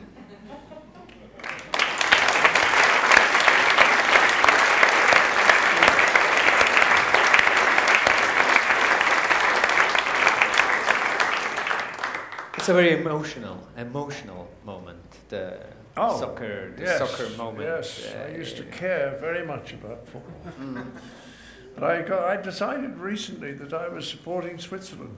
Right. Well, I thought the English team was so hopeless that there's no point really in sort of trying to get excited. And what I thought they did so well at the World Cup and got out of their group and everything, I liked supporting Switzerland. When I was young once, I remember I went to stay with my best friend in Torquay, and we went to see a match, a team called Torquay United, who were terrible. And I bought a little favour that was blue and yellow. And when I went back home for the rest of the holiday in Bristol, I kept this, and then I went at the beginning of the season to a match between Bristol City, who were my team, and played in red and white, and another team from Birmingham who played in blue and white. And I thought it would just be fun to wear my Torquay favour, you know. And one of the Bristol people saw it and said, "Oh, you're supporting Birmingham." I just said, "No, I'm supporting Torquay United." And when I glanced a few seconds later, he'd gone. Must have thought I was quite dangerous. Oh yeah. We should have some question and answer. Yeah. Shall we take some questions? Do you have some questions? Anything you'd like to ask, the ruder the better.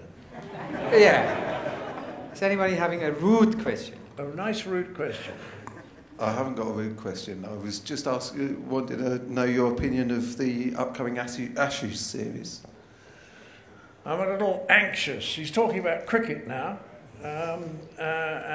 Now, I was saying earlier that I didn't think England could beat Switzerland at football, and I'm proud to say we can still beat you at cricket. I have a nasty feeling we're in for a bad time. I really do, but I'm just hoping. I think they've already lost Ryan Harris with an injury, and I think one more key injury, if somebody could rear-end Mitchell Johnson, I think would be another chance. Another question? Now, I think probably a question that's not about something that the rest of the audience know nothing about. Yeah, that's what I think it's probably something. That's such a complicated game, cricket, yes, no? Very complicated. Yes. Someone at the back? Well, I'm not that far at the back, but I was really curious, what's your most embarrassing moment? Because I think that would make us all really laugh. The most embarrassing moment I've ever had in my life. Yes, I can tell you that. Was it on stage? No. I was going to say, well, I was going to Ibiza, but I wasn't. I was going to Mallorca on holiday. I'd written a script with Graham Chapman, and we were trying to find someone to direct it. And my agent rang me up just as I was going on holiday and said, "Do you know a fellow called Jay Lewis? He's read the script and he really likes it." And I said, "I met Jay last year on holiday. He's a lovely guy. He's made a couple of comedies I think are really good. I would love him to direct it." But I said, "But I'm just about to go on holiday." And my agent said, "Well, call him." I said, "I'm only gone for a week." He said, "Call him if you can," because in those days making international calls was really quite difficult. You know what I mean? You have to go and find some dial phone in a cafe. So I didn't manage to call him, and I got back to London, and I rang up, and his girlfriend, who was called Ruby someone, answered the phone.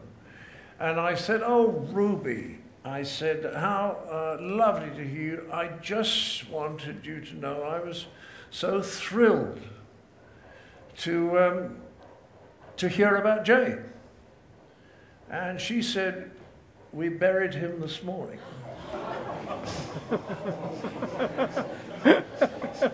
It's pretty bad, isn't it? That's entirely true. And I then went into one of those, of course, I wasn't taught, I had no idea, and she being an actress, Thelma Ruby, that was her name, she didn't let me off the hook at all. She milked it for every ounce of emotion you could, but I don't think you can say anything much worse than that, can you? I don't think so. And have you said anything else then by phone, or What did you say? Sorry, or you? Oh yes, I just went into. I can't remember what I said. I just wanted to die of embarrassment. That's much the most embarrassing. I mean, other things. Embarrassment is interesting. I mean, I made a little film once. It cost £16,000, and it's based on a Chekhov short story, and it was a little 44-minute film. And I loved making it. Somebody brought it to me, and I rewrote it. And Connie played the princess, and I played the double bass player. And at one point, I was swimming in the river prior to a big ball at the palace. And while I was swimming, somebody came and stole my clothes. So when I came out, I was naked. And when we actually got to the first time that I actually had to take my underpants off on camera and run, of course, away from camera, you know, so that the audience didn't see too much. I remember trying to drop my underpants in front of a crew of about 12. It was like going through a kind of emotional sound barrier. It was just like, I'm not supposed to be doing this. But the extraordinary thing was that I remember 3 days later, I was shooting another scene from that sequence, and the director said, "Are you ready to shoot, John?" And I caught myself looking down to see whether I had my underpants on. You get so used to that kind of embarrassment. Did you see what I mean? You get so used to that, that it's nothing. It just goes away. It's all social. But something like that, I think if you ever do anything that really hurts someone, I think that's when you ought to be embarrassed, even if it is totally accidental, as with J. Lewis. Is this also like something you never want to make fun of it? Is this something like you think, no? I think you shouldn't make fun of people's pain, whether it's physical or psychological, you know? Of course, if they're making too much fuss about something, if they cut their finger and go on and they've lost their leg, then you can make fun of that. Or if someone is terribly upset about something and emotional and crying, and it's not really that big a deal, I think you can make it. When pain is genuine, I think it is impossible to laugh. That's in our culture, because the Chinese can laugh under those circumstances because they laugh out of embarrassment. Another question. In the back. Oh, that's nice to be able to Good see. evening. Hello. You have been interviewed quite a many times. Okay. Oh, wow, hold on. He's having the Okay, microphone. easy. I just want to ask, can you still do the silly walk? Oh, yes. Do you have any idea how old I am? Oh, you just became 50, too. No, I'm 75. I have an artificial hip. I realized, trying to do some stretching in the hotel tonight, I'm going to have another one over here. This is getting too arthritic. I have a totally artificial knee. I've had a hair transplant. I just had a new lens put in my eye, and I'm trying out a new set of hearing aids. And you want me to do the fucking silly walk? But that's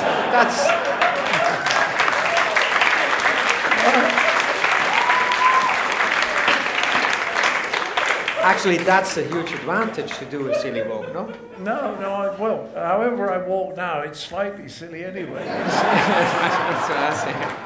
Vaguely involuntary. That's the only thing about getting old that's unpleasant is that your body stops working, you know, and bits fall off you at dinner. You know, you have to pop them in your pocket without anyone noticing and then try and get them sewn on the next morning. It's just an awful business, and it involves carrying equipment around. I hate carrying equipment, but you've got to carry glasses, and you've got to carry hearing aids, and then a stick and all that stuff. But the great thing about it is that you realize that as you get older, that very little matters. Right. Very little matters. Most things don't matter at all. And then you can start enjoying your life. Because as I was saying earlier in the evening, you know, about 2 weeks, 10 days ago, I was sitting on a balcony at the back of our little flat. We have a 2-bedroom flat. I had 5 properties. Before I was divorced, I had 5 properties. I've got a very nice little flat now. And I was sitting out back there with my lovely wife, because I'm so lucky that I met this woman. I just love her to bits. And it's a wonderful experience to have in your 70s when you've never really had it before. And we were there with the beloved cats, drinking a gin and tonic. And I said to her, it doesn't get much better than this, does it? You know? Because if you realize how little most things matter, and that it's not worth trying to become very rich and powerful, you can have a lovely life. My favorite joke about riches was told to me by a psychiatrist last week who said, what did he say? He said, if you want to know what God thinks about money, look at the people he gives it to. Well, I'd say there's nothing else to add. No, there's nothing else to add. It was a great pleasure. Oh, you want to stop now? Yeah, okay. You said an hour. I think they're all. You said an hour. I'll tell you what. Oh no! I'll tell you what we'll do. We'll have a 2-minute break, and everyone who is very, very hot or has a bus to catch, right, can go without me pointing at them and making fun. And then we'll go on a little bit longer, but only if we get rude questions. Okay. 2 minutes. 2 minutes. It was very funny. I've got to look at something in the book, what you were reading out. I couldn't figure out one passage, what it was about. Carry on, No, you just, if you have to catch the bus, no problem. If you, no, it's no problem. So we have 2 minutes to... Oh, yes, that's right. What are you doing in breaks, actually, while you're on stage? Shh. Oh. Oh, yeah. Shh. Yeah. There's a little bit in the middle of the German story, and for about 2 paragraphs, I can't figure out. Okay. I invented them. I invented them. You don't hear me, no? He wrote it down for you. I'll find it.